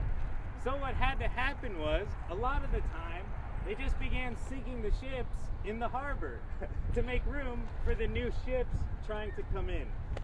So oftentimes when they're doing construction projects along the waterfront and things like that, they'll unearth pieces of wood and other artifacts from these old era ships. So that's kind of cool.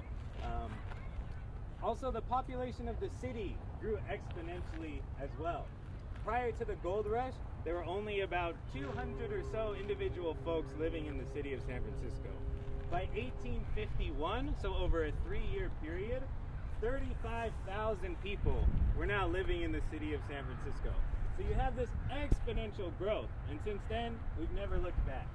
And because this was all newly controlled by the United States military, the United States government, they felt a need to protect their newfound resource, right? Because gold is one of the most valuable resources in the world. People have been killed for it, wars have been started for it, countries have been conquered for it, and the United States government did not want that to happen here in California. So in 1850, the Army and the Navy set up a joint board of engineers to come out into the Bay Area and begin surveying places where military installations should go to help protect San Francisco Bay. Because during this time period, the western portion of the United States was far less developed than the eastern portion of the United States, right? We sort of started in the east and then slowly made our way west over time. And back then, things traveled very, very slowly. So you can imagine if some foreign power, pirates, mercenaries, whoever it may be, sailed into the bay, planted their flag, and said, "This is all of ours now." How long it would take us to move our military from one side of the country over to the other. No worries. So they settled on Fort Point, Alcatraz Island, and just across the Golden Gate Bridge at Lime Point. However, only Alcatraz Island and Fort Point ever became military installations. By the time they secured the land rights to Lime Point across the Golden Gate Bridge, this style of military fort was already deemed obsolete. So they started construction on Fort Point in 1853, finished in 1861. Shortly thereafter, the Civil War broke out, and this style of fort was no longer viable. Because in times of war, technology advances much, much quicker than it does during times of peace. But Fort Point today is open to the public. It is a National Historic Site. It has 4 levels of history. You can go up to the roof and have a great view of the Bay Area when the fog is not doing what it's currently doing now. And it's really fantastic. So I'm going to pass this around so you can just get an idea of not only the scale, but the architectural prowess that that building has as well. Now, directly above Fort Point, we have another really impressive landmark here in the Bay Area, right? And that is the Golden Gate Bridge. Unfortunately, the fog decided to crash my program, and we cannot all look at the fantastic bridge that is over there. But I promise you, it's there.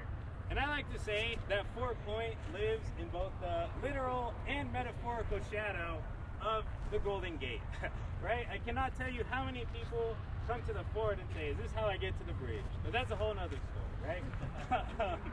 And Fort Point is built upon bedrock. And that's a very solid foundation when the earth starts moving around. So the bridge, they initially wanted to tear down Fort Point and stick that anchor of the bridge right there so that it wouldn't go anywhere. But prior to doing that, Mr. Stroud, the main architect of the Golden Gate Bridge, went to go and visit Fort Point. He walked through the double doors, saw all the stonework, the architecture, whatever it may be, and he fell in love with the fort. And he said, "This is the most impressive example of 19th century stonework anywhere in the United States, and it would be a disservice to everyone who worked on it if I were to tear it down to build the bridge."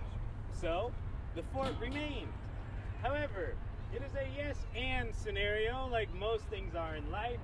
Because Fort Point was owned by the United States military, if the bridge company were to destroy it during the construction of the bridge, they would have to build the military another facility of the same square footage and the same cost, but now adjusted for inflation, right? So it would have been another multi-million-dollar project that this bridge company would have had to undertake. So they told Mr. Stroud, you better go over it because we're not going to pay you to tear it down. So that's what he did. He went back to the drawing board, included the archway that you see in the photo to go over the fort rather than go through it, and then the rest is history, right? Moving a little bit further north, directly across the Golden Gate Bridge, we have the Marin Headlands, which are another excellent place that you all can go and recreate in. They have a variety of different hiking trails. They also have a very, very rich military history as well. They have a lot of World War II era bunkers that were used to defend the coastline here. They also have a Nike missile site that you can go and visit, that they raise and lower the missiles, so that's kind of cool to look at. They also have the Point Bonita Lighthouse out in the Marin Headlands, which is one of the 3 oldest lighthouses here on the West Coast. Another funny story about that is, here in this Bay Area, we have the 3 oldest lighthouses here on this part of the coast. The oldest being on Alcatraz, the second oldest being at Fort Point, and then the third being over at Point Bonita. But Point Bonita is really cool to see. You can go, you can check it out. You do have to cross this like rickety looking suspension bridge to get over it, some sea cliffs and things like that. Despite being built in 2012, it looks much, much older than that. But you know, that's what salt water and corrosion will do to any metal structure, but it's perfectly sound, I promise you. Moving even further, we have Muir Woods National Monument. And this is another really cool place to go and visit. They have a variety of different topics and things like that for you to learn about. But their main draw, their main attraction, of course, is a wonderful redwood forest. And if you haven't gone and checked that out, or if you haven't had the chance to see redwood trees in person, it's honestly a very life-changing experience. And I'm not just saying that because I'm a ranger, all right? It's crazy to be standing there and then seeing these massive trees that are in the woods about 275 feet tall. If you go further north towards like the Oregon-California border, those redwood trees get even taller. They get about 375 feet tall. Really the upper limit of any living thing that can sustain itself. Because by that time, it's just physically too hard to get water all the way to the top. But redwood trees are very, very cool. They've evolved a variety of different survival techniques. One of the ways is that we get a lot of fog here in San Francisco. So these redwood trees have the ability to take in moisture through their pine needles, or their needles. It's very, very cool. They also have what are called tannins inside of them. And this makes them very, very good at deterring pests. It makes them rot resistant as well as fire resistant. And this, you know, along with how big they get, how tall they get, made them very, very good timber. During the gold rush, when folks came here, of course they needed places to live, shops, things like that, and tools. And what other source of lumber than these massive trees, right? So the redwoods took a pretty big hit, much like a lot of other things did during that time period, and their numbers shrank dramatically, as well as the indigenous populations that called that area home as well, because they were directly intertwined with the redwood forests and the redwood ecosystems. The Coast Miwok, their creation tales of how these redwood trees came to be. It goes that there was once a man by the name of Coyote who lived in this village on top of a mountain with all of the people. And Coyote is the one who eventually made all of the living things, the plants, the animals, the water, the rocks that we see today. And when it came time to make the redwood trees, Coyote was trying to decide who in the village should become these trees. And they decided that it would be the elders, because they were the oldest, they were the wisest, they were the most giving. And when it was time for the elders to leave this mountaintop and go take their new form as these redwood trees, they decided that they would make their way over to the coast. And they decided that they wanted to be this really deep crimson red color because they wanted to remind the villagers that we are all the same on the inside, that we all come from this one village atop of the mountain. So it came time for them to leave their mountain. They headed toward the ocean and settled along the coast where we find them today. And then they grew to become the tallest thing on the landscape because they wanted these people back in the village on the mountaintop to look towards the ocean, see them, and be reminded of where they came from. So that's sort of where we have that creation myth of those redwood trees today. Now, jumping over into the middle of the bay, we have a pretty famous, infamous island, whatever you want to call it, and that is Alcatraz Island. Another place that you can go and recreate and learn stories and hear about. We all know it as the federal penitentiary, its claim to fame, but its history started much earlier in the time. I mentioned that it was also a Civil War era fort to help defend the San Francisco Bay. Then it became a federal penitentiary, and then it became surplus land. And that's another story that I want to touch on just a little bit about. Because when I first got here, I only knew Alcatraz as this prison, right? It was like, Al Capone was there. Al Capone does my shoes or whatever they call it. And I didn't know how much history there is on that one small island. So the United States government had a treaty with Native American groups that said if it had any surplus land, the Native American groups were able to take back ownership of that surplus land. So once the government had no more need for Alcatraz, a group of these indigenous peoples from UC Berkeley as well as San Francisco State decided we should go and retake this land, right? We can build a cultural center, we can build a school, job resources, things like that. So they said, hey, can we come have what you said that we can have? And as history has shown, the government has not been the best when it comes to honoring treaties with Native American groups, right? So they told them, no, you cannot have this land. So what they did in 1969 to 1971 was occupy Alcatraz Island to try and advocate for themselves and say, this is an injustice that is taking place. And a man by the name of Richard Oakes, who is photographed here, is the person who sort of spearheaded that campaign. And I have two photos of Richard Oakes.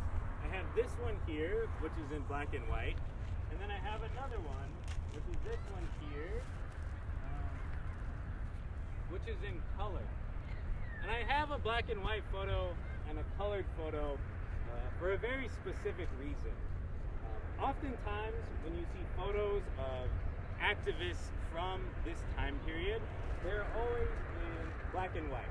And when you see these photos, it makes it very easy to assume that they happened long ago, in a time before color photography. But that's not the case. This happened in 1970. That was literally like, 50 years ago? People are still alive from that time period. People remember it well. I've talked to people who are living in the city and remember what that was like to see these Native Americans occupying that island. So to do this story justice, we have to set it in the proper context historically, right? This is not some far off event that took place long ago. This happened very recently. And it's a plight that continues to happen even to this day, right? And that brings us back here, where we're currently standing on. This was all once Ramaytush Ohlone land. They are part of a larger group known as the Coastal Ohlone people who inhabited the central California coast. The Ramaytush Ohlone, they were about 1,100 individuals strong, so a pretty thriving society. They lived all throughout this area that we're currently standing on here. And with the tunnel tops, the way that they designed it, they wanted it to more accurately reflect what this landscape would have looked like prior to all of the development and things like that. And a lot of people, when they think of indigenous groups, they think of a nomadic people moving throughout the landscape, following bison or the seasons, whatever it may be. But these people were here all year round, right? They had the San Francisco Bay as well as the Pacific Ocean, and none of this development that we see here would have been here back then, and would have provided them a lot of different opportunities for hunting, gathering, resource collection, whatever it may be. Also here in California, we have it pretty easy in terms of like climate and things like that, so there was no real reason for them to sort of move further than they needed to. And they grew with this land, they evolved with this land, and they knew how to manage it in a very equitable and responsible way. And a lot of people also think of indigenous groups as chapter 1, and then European contact as chapter 2 of the same story. When in reality, they are two separate stories taking place at the same time, right?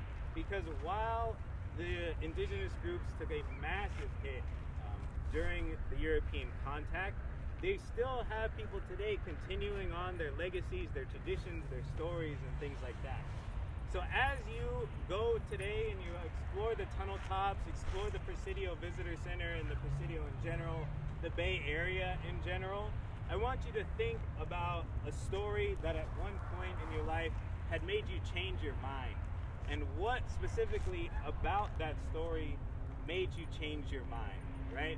There's so many stories here in the Presidio and the Bay Area for you to uncover and explore from a variety of different peoples, cultures, traditions, and things like that. So I encourage you to do so. If you have any questions for me about anything that I talked about or about the park, Golden Gate National Recreation Area in general, I'd be happy to answer those. Other than that, thank you so much for spending the last couple of minutes of your day with me. Have a wonderful rest of your day here at the tunnel top. Thank you, thank you, thank you.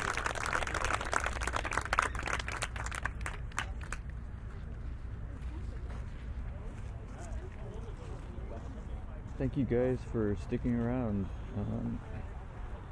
I'm glad the closed captions picked that up. I hope it worked out pretty well. So we can continue walking around, but let me know if anyone has any questions they want me to ask them before we leave. I hope you were all behaving in the chat.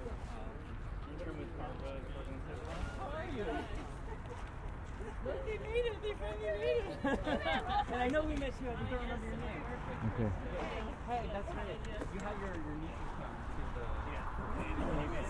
I was training on how to do this.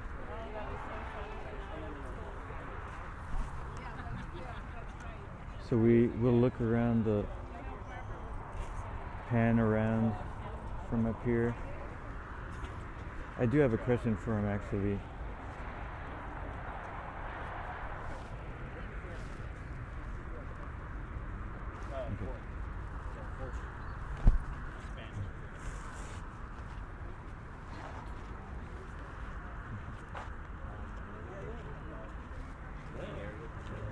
So I was just wondering if this allows people to continue to walk down. Yeah, you can get all the way down to Crissy Field. So it's a really great like urban passageway because prior to this it was just a highway, the Doyle Drive. Oh, let's listen. It was like a very literal barrier, right? But now you're able to get from one side of the Presidio down into Crissy Field. And it's crazy the response that we've seen just even in the last 2 days of it being open. Because like when I got here initially in January, the fences were still up, right? And like, seeing it come to fruition, this has been a multi-year project, multi-million-dollar project. So seeing people out recreating in it, using it, we love to see it.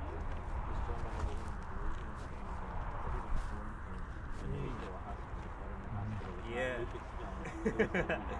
Yeah. Hello. Wow. So you back home? Never left. You go. Same, me too. Your native accent? Yeah. Oh, nice. How about you? Yeah. I appreciate it. Cool. Lowell High School. Oh, Lowell High? Yeah, Lakeshore, Aptus, and then Lowell, and then Estes State. To Sanchez, Everett, and Michigan. Oh, nice. So I still live in that area. Oh, wonderful. I'm doing a live stream, so I have a few people watching around the world, mostly in the country though. Yeah, I know. San Francisco is always my home. Me too. Will always I- gonna be my home. I mean, love I've it. been Mhm. parts of United States, Mhm. New York, and LA. It doesn't seem the same. Yeah, this It's is. to I feel visit. so at home here. Yeah. Yeah, even with the fog there and the sun here. And it's very diverse, you know. Absolutely. You go into an area where it's an Italian. Yeah. Chinatown. You go to Japan. Sure. You go in a mission. Welcome. Can I put you on screen and you can say hello to my friends? So this is a native San Franciscan like myself, Born and raised. born and in the raised here Mission. in the Mission of San Went to Francisco. Sanchez, Everett, Mission High School. Wonderful. With 6 other siblings, born and raised in Letterman Hospital. Wonderful. I'm going to ask him a question before he leaves. Take care. Thank you. I just want to thank you. And can you tell me, so there's 2 parks above the tunnels. One of them is Tunnel Tops. Is that this one or the other one? That's this one here. Cool. And then Battery Battery Bluff Bluff. Park is that Okay, one over Battery there. Bluff, we went there, and Tunnel Tunnel Tops. Tops is this one. Thank you so much. I have a few people watching with me, Nice. and the closed captions picked up your words perfectly. Excellent. So I love thank you that. so much. Yeah, no worries. We And try how- to project the best we can. You did really, really good, and I learned a lot. So Excellent. thank you. I'm glad. Thanks for coming through. How often do you do this talk? Yeah, so there'll be campfire programs here Fridays through Monday Mhm. at 4. Friday through Monday. So I'm lucky I came today and Yeah. not tomorrow at Yeah. 4 p.m. Mhm. All right. Thank you so much. Thank you. Have a good one. Yeah, Take enjoy care. the rest of your day. I will.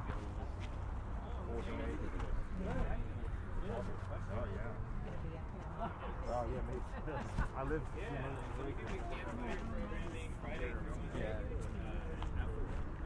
Okay. So let me just say, I hope none of you are picking on Cleo. So Cleo, let me know if you need me to kick anyone's butt. And I hope everyone is happy. I hope there's no issues. I'm not looking too closely at this chat. Hey Lee, great to see you. Yes, thank you, Kat. So I'm glad, Kat, that you were enjoying it. I saw some of what you were saying, and that's part of why I stayed here and listened to the whole talk. So I learned something, and glad you all enjoyed it too.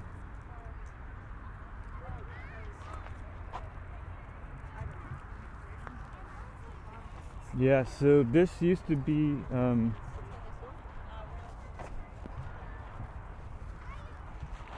part of that highway going over to the bridge, and so now that's all in tunnels underneath, and we get to enjoy this beautiful park.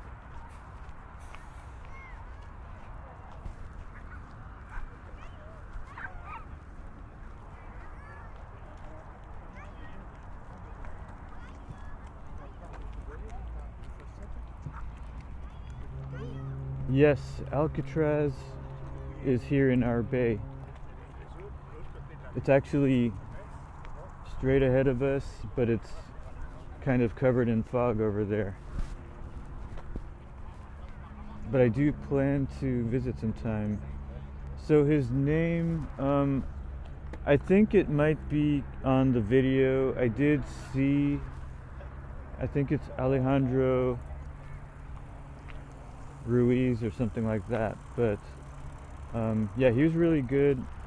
Maybe I'll see him again when I come here another time.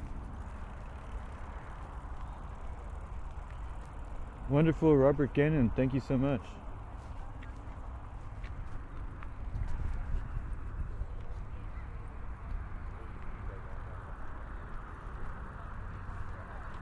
So the weather is great. It's in the 60s. It's foggy in the west. Sunny inland. And check out this new playground over here. Let's go and take a look.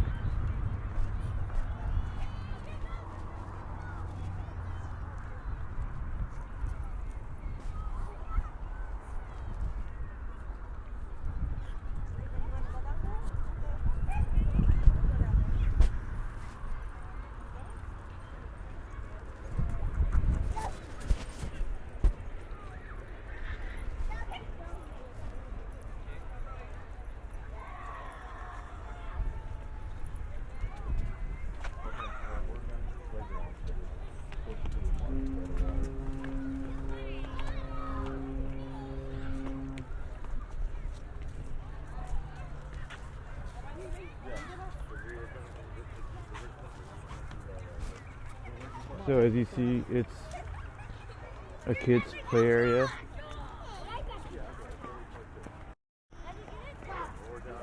There's slides and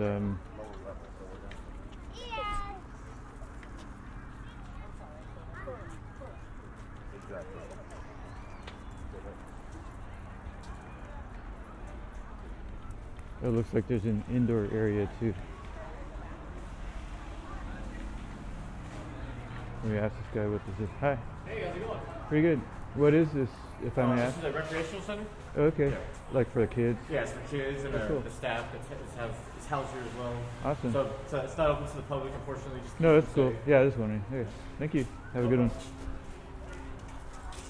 think they're gonna have like classes and things.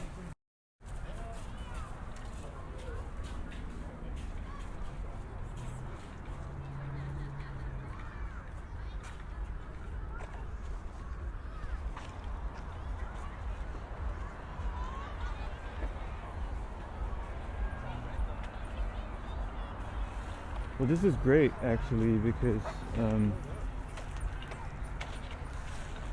San Francisco is not the most child-friendly city, so it's nice that there's a place that parents can bring their kids.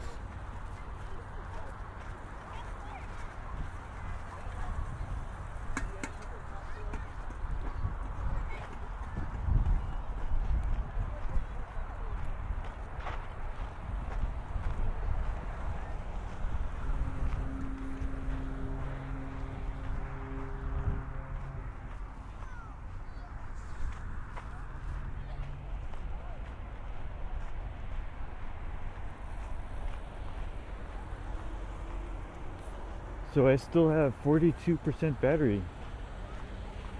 That's pretty good.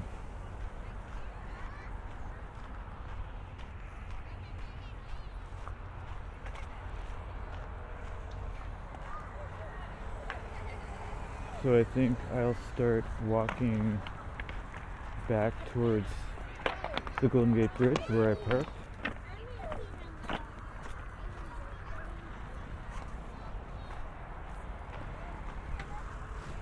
Oh, he said that place was, the rec center was not open to the public.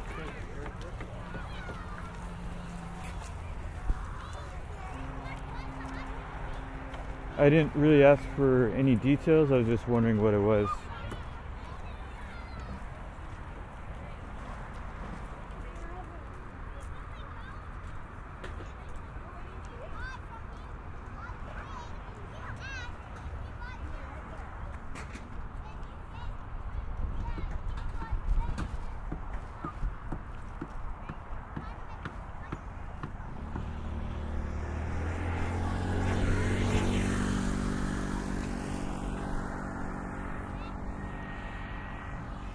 So a lot of people who visit San Francisco get around on these little rental cars. They're called go-cars.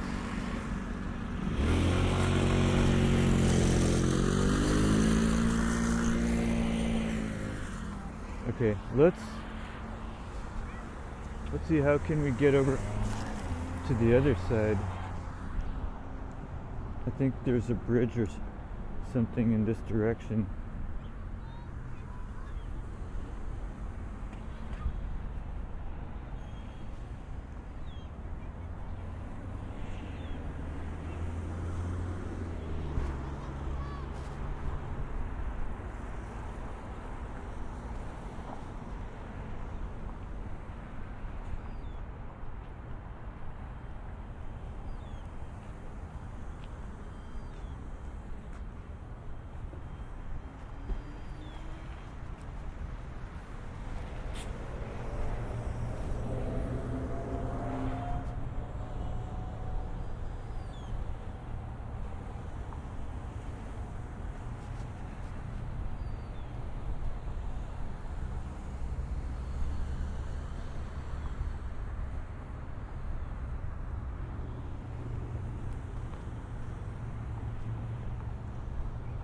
So thank you all for the kind words and comments. I didn't want to speak while the the park ranger was talking.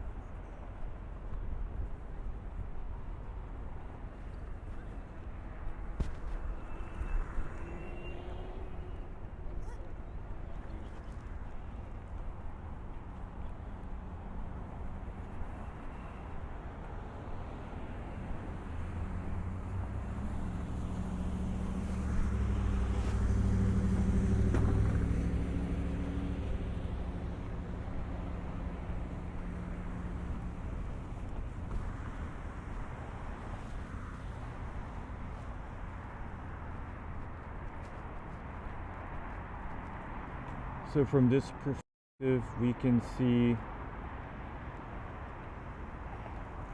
the tunnels and the National Cemetery above it.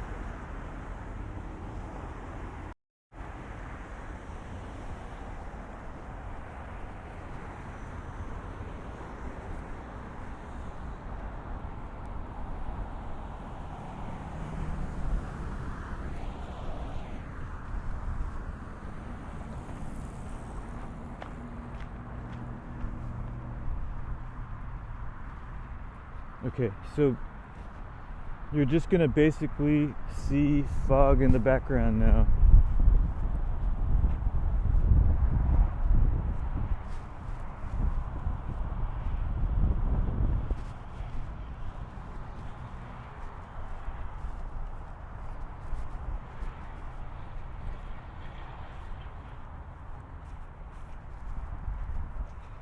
I'll head towards Crissy Field.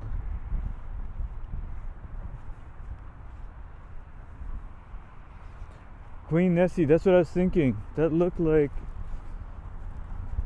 a Siberian husky.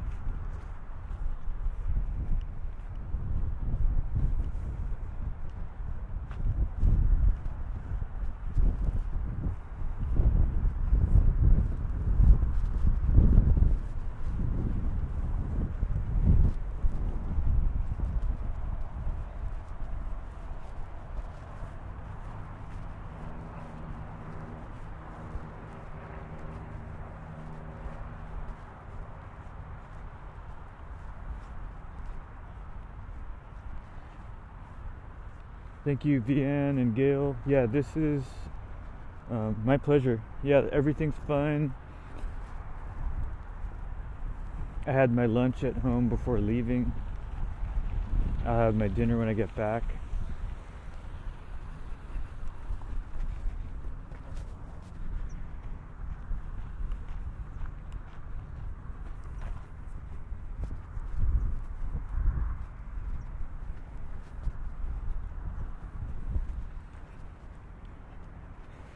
Glad to have all of you here with me today, including a couple new visitors to my live streams. You're all welcome here.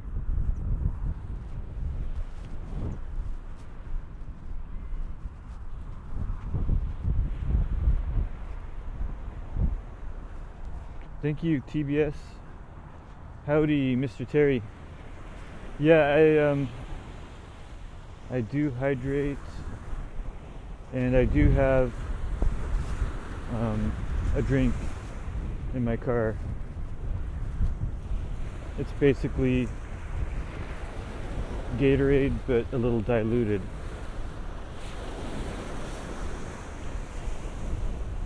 Queen Nessie says Bruce Lee was born here. Nice. Hi Glenda, thanks for coming. Howdy 4K Travel Tours, I did see you're in the chat. So now I'm heading back towards Golden Gate Bridge. So that's roughly where I started. That is where I started the live stream. And that will probably be where I finish.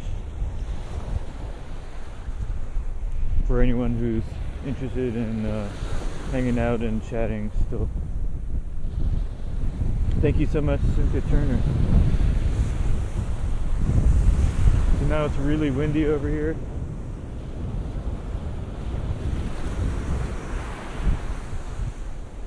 Thank you, City Show. And thank you, Jim. it's again my pleasure. I won't say it's hard work since I enjoy it, and it's just a bonus to live stream it and have you guys here with me.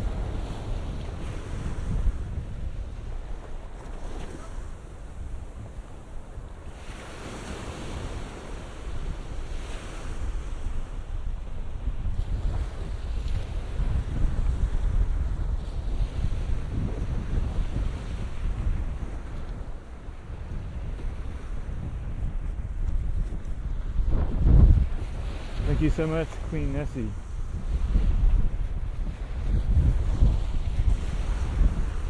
So this probably won't turn into rain. This is normal over here. This fog is typical in June and July.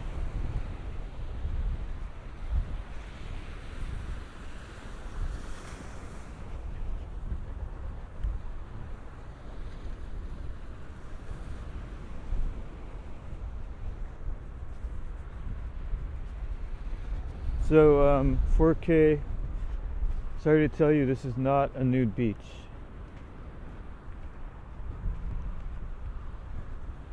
Or maybe I'm happy to tell you it isn't.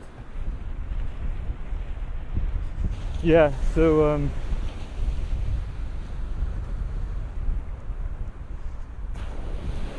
I have had the request to actually do a live stream during fog, so here it is. This is a typical summer day in San Francisco. But notice it's sunny over there inland. So it's sunny in the eastern half of the city and foggy in the western half.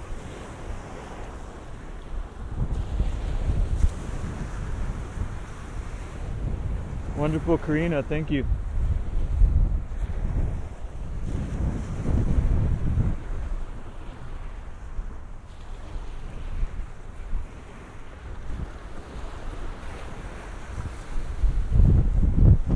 Sorry about all the wind.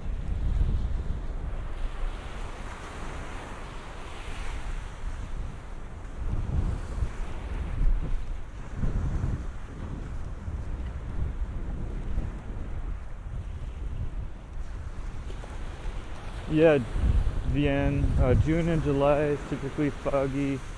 I can't remember, does it go into August? I guess we'll see. Probably August as well.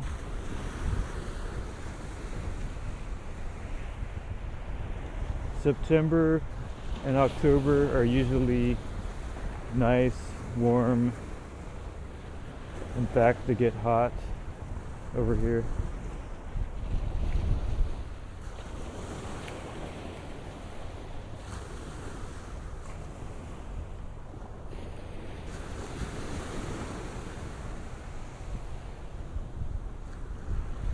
So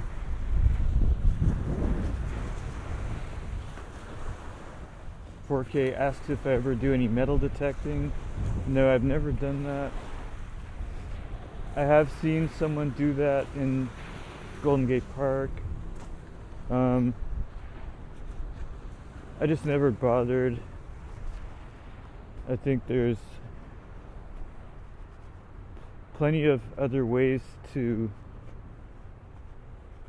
make money or find treasure.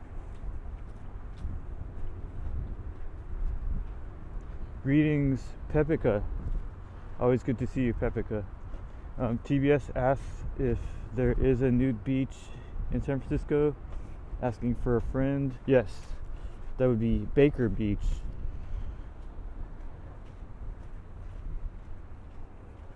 There might be others, but Baker Beach is known for that.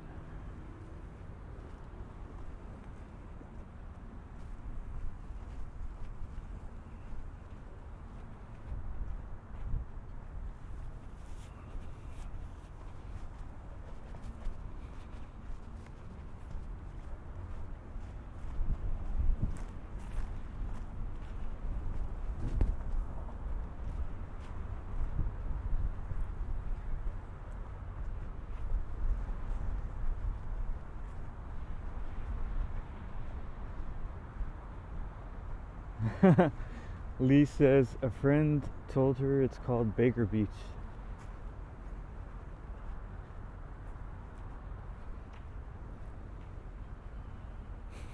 It's actually a really nice, well, it's not a very big beach. It's nice. I've gone there only maybe a couple times. I did not see any nudity because this is the typical weather. It's usually too cold for that.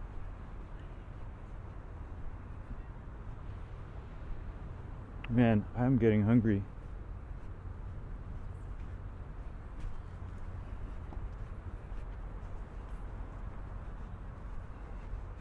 So straight ahead of us, you may not believe it, but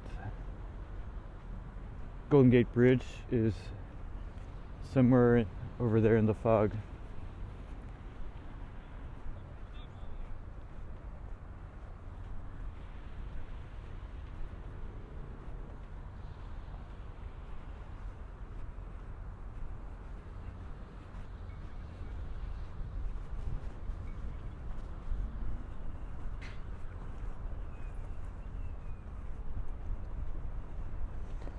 Karina, I hear you.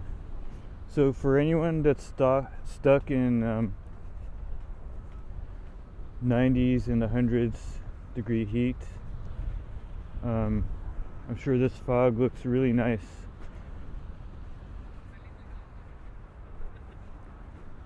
It's what we call natural air conditioning over here.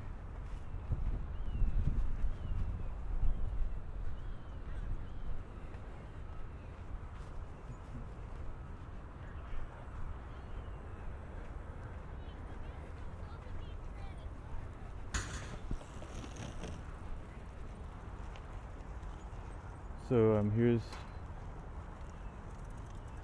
a look behind us. That's that freeway heading towards the Golden Gate Bridge. That's the same freeway that goes under the parks we just visited.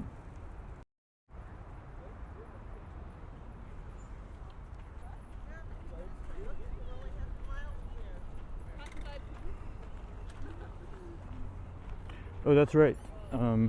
So I love pizza. Maybe I'll have pizza today. Tomorrow is Tuesday, so that means dollar tacos. So that's going to be my lunch tomorrow. Maybe I'll stream it and bring you guys with me again.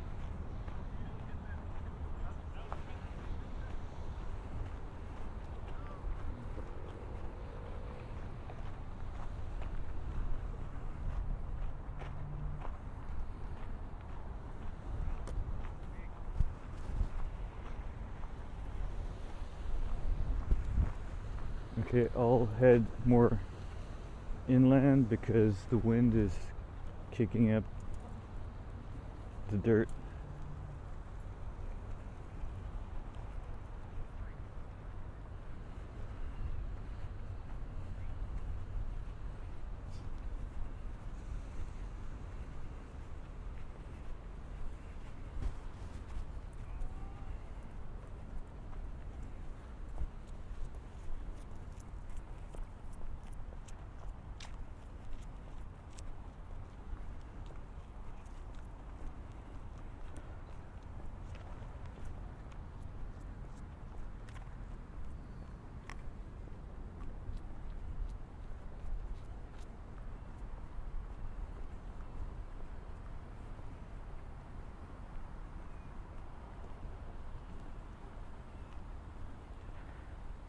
Terry B says tacos de lengua, sesos, and tripas.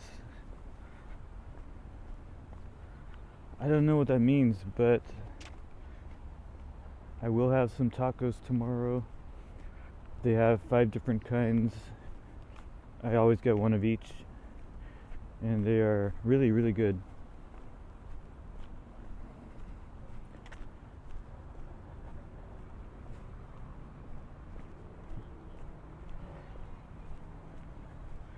We're back at Torpedo Wharf.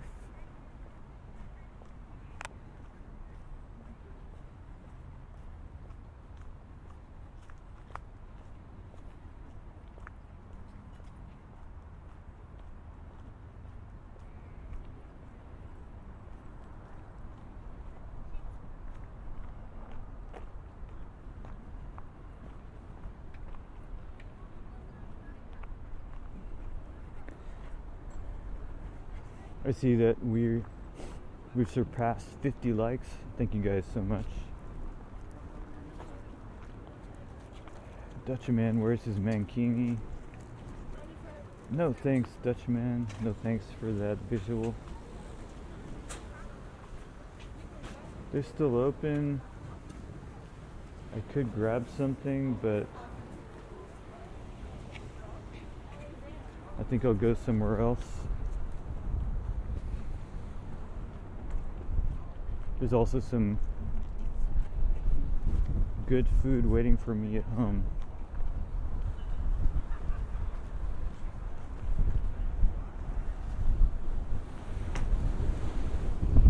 So, you guys tell me what you're having for dinner, or in the case of TBS, what you're having for your next meal. I know Mr. Terry B and Dutchman always have a great meal planned. So Terry B says there are some real Mexican tacos.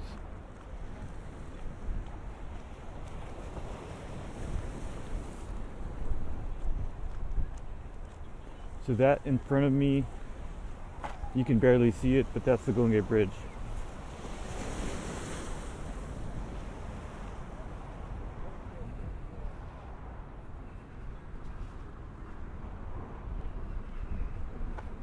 Yeah, sure. Good to see you. Yeah, sure.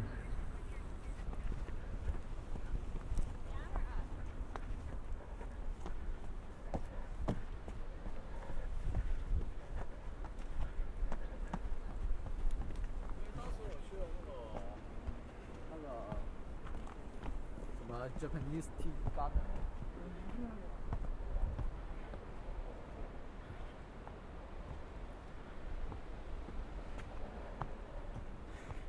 So for anyone just joining, we started at Golden Gate Bridge. We visited Fort Point, Battery Bluffs Park, Tunnel Tufts Park, and Crissy Field, and now we are heading back. We'll end the live stream right underneath the Golden Gate Bridge. Thank you so much, Robert Gannon.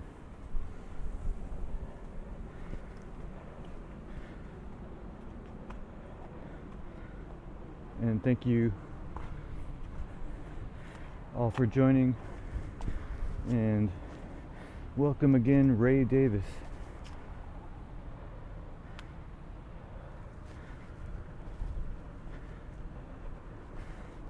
Queen Nessie says, inhaler alert. I'm just temporarily a tiny bit out of breath from running up those stairs.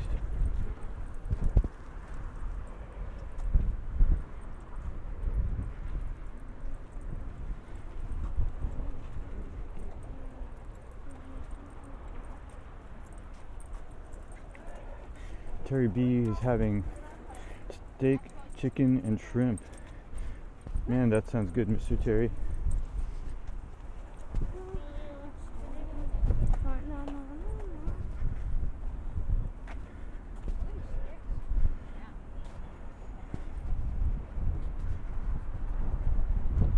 And salad and rice. Wow.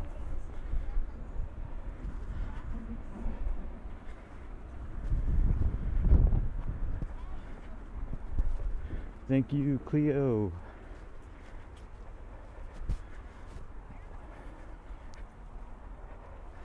And that reminds me, I do have some ice cream in the freezer. So that'll be my dessert.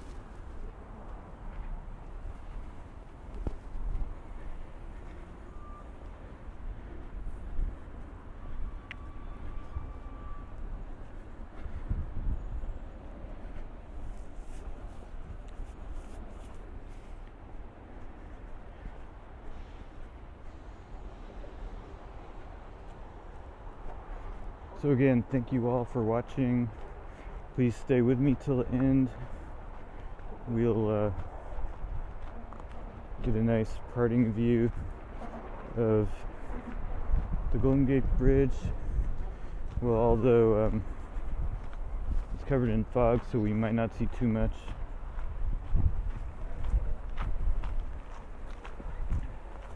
I do have more live streams planned for this week, so stay tuned. Thanks to all my viewers. Special thank you to Cleo, who always does a wonderful job moderating and welcoming everyone.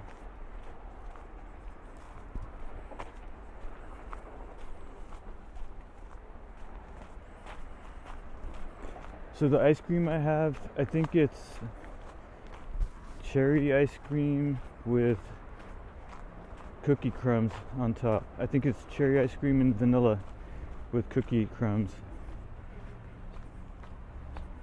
It's really good. Second time I picked it up. A pint for only $2 from Grocery Outlet.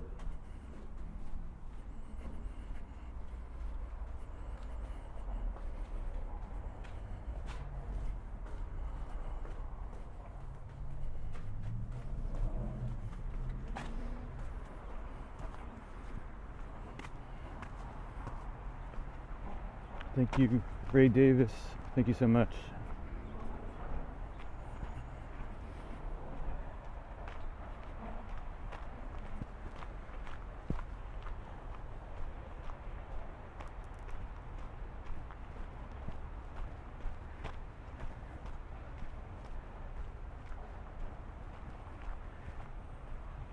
Karina, what are you having for dinner, or what did you have yesterday?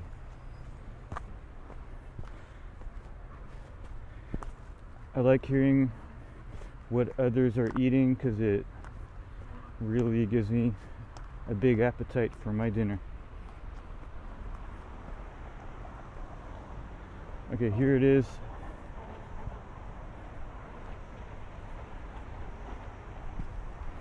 The Golden Gate Bridge, or what you can see of it.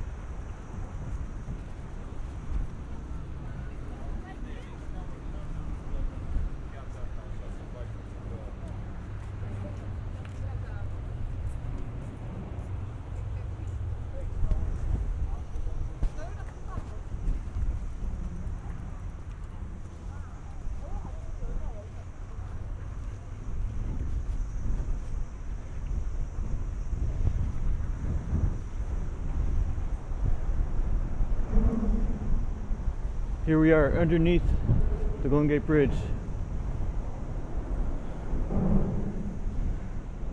So from the Golden Gate Bridge in San Francisco, we'll end this live stream. Thank you, everyone. Have a great rest of your day, evening, or whatever time it is for you.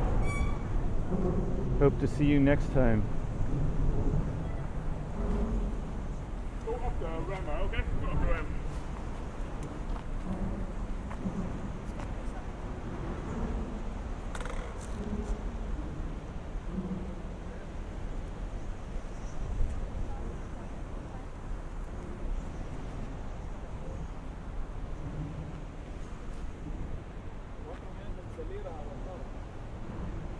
Bye-bye, everybody.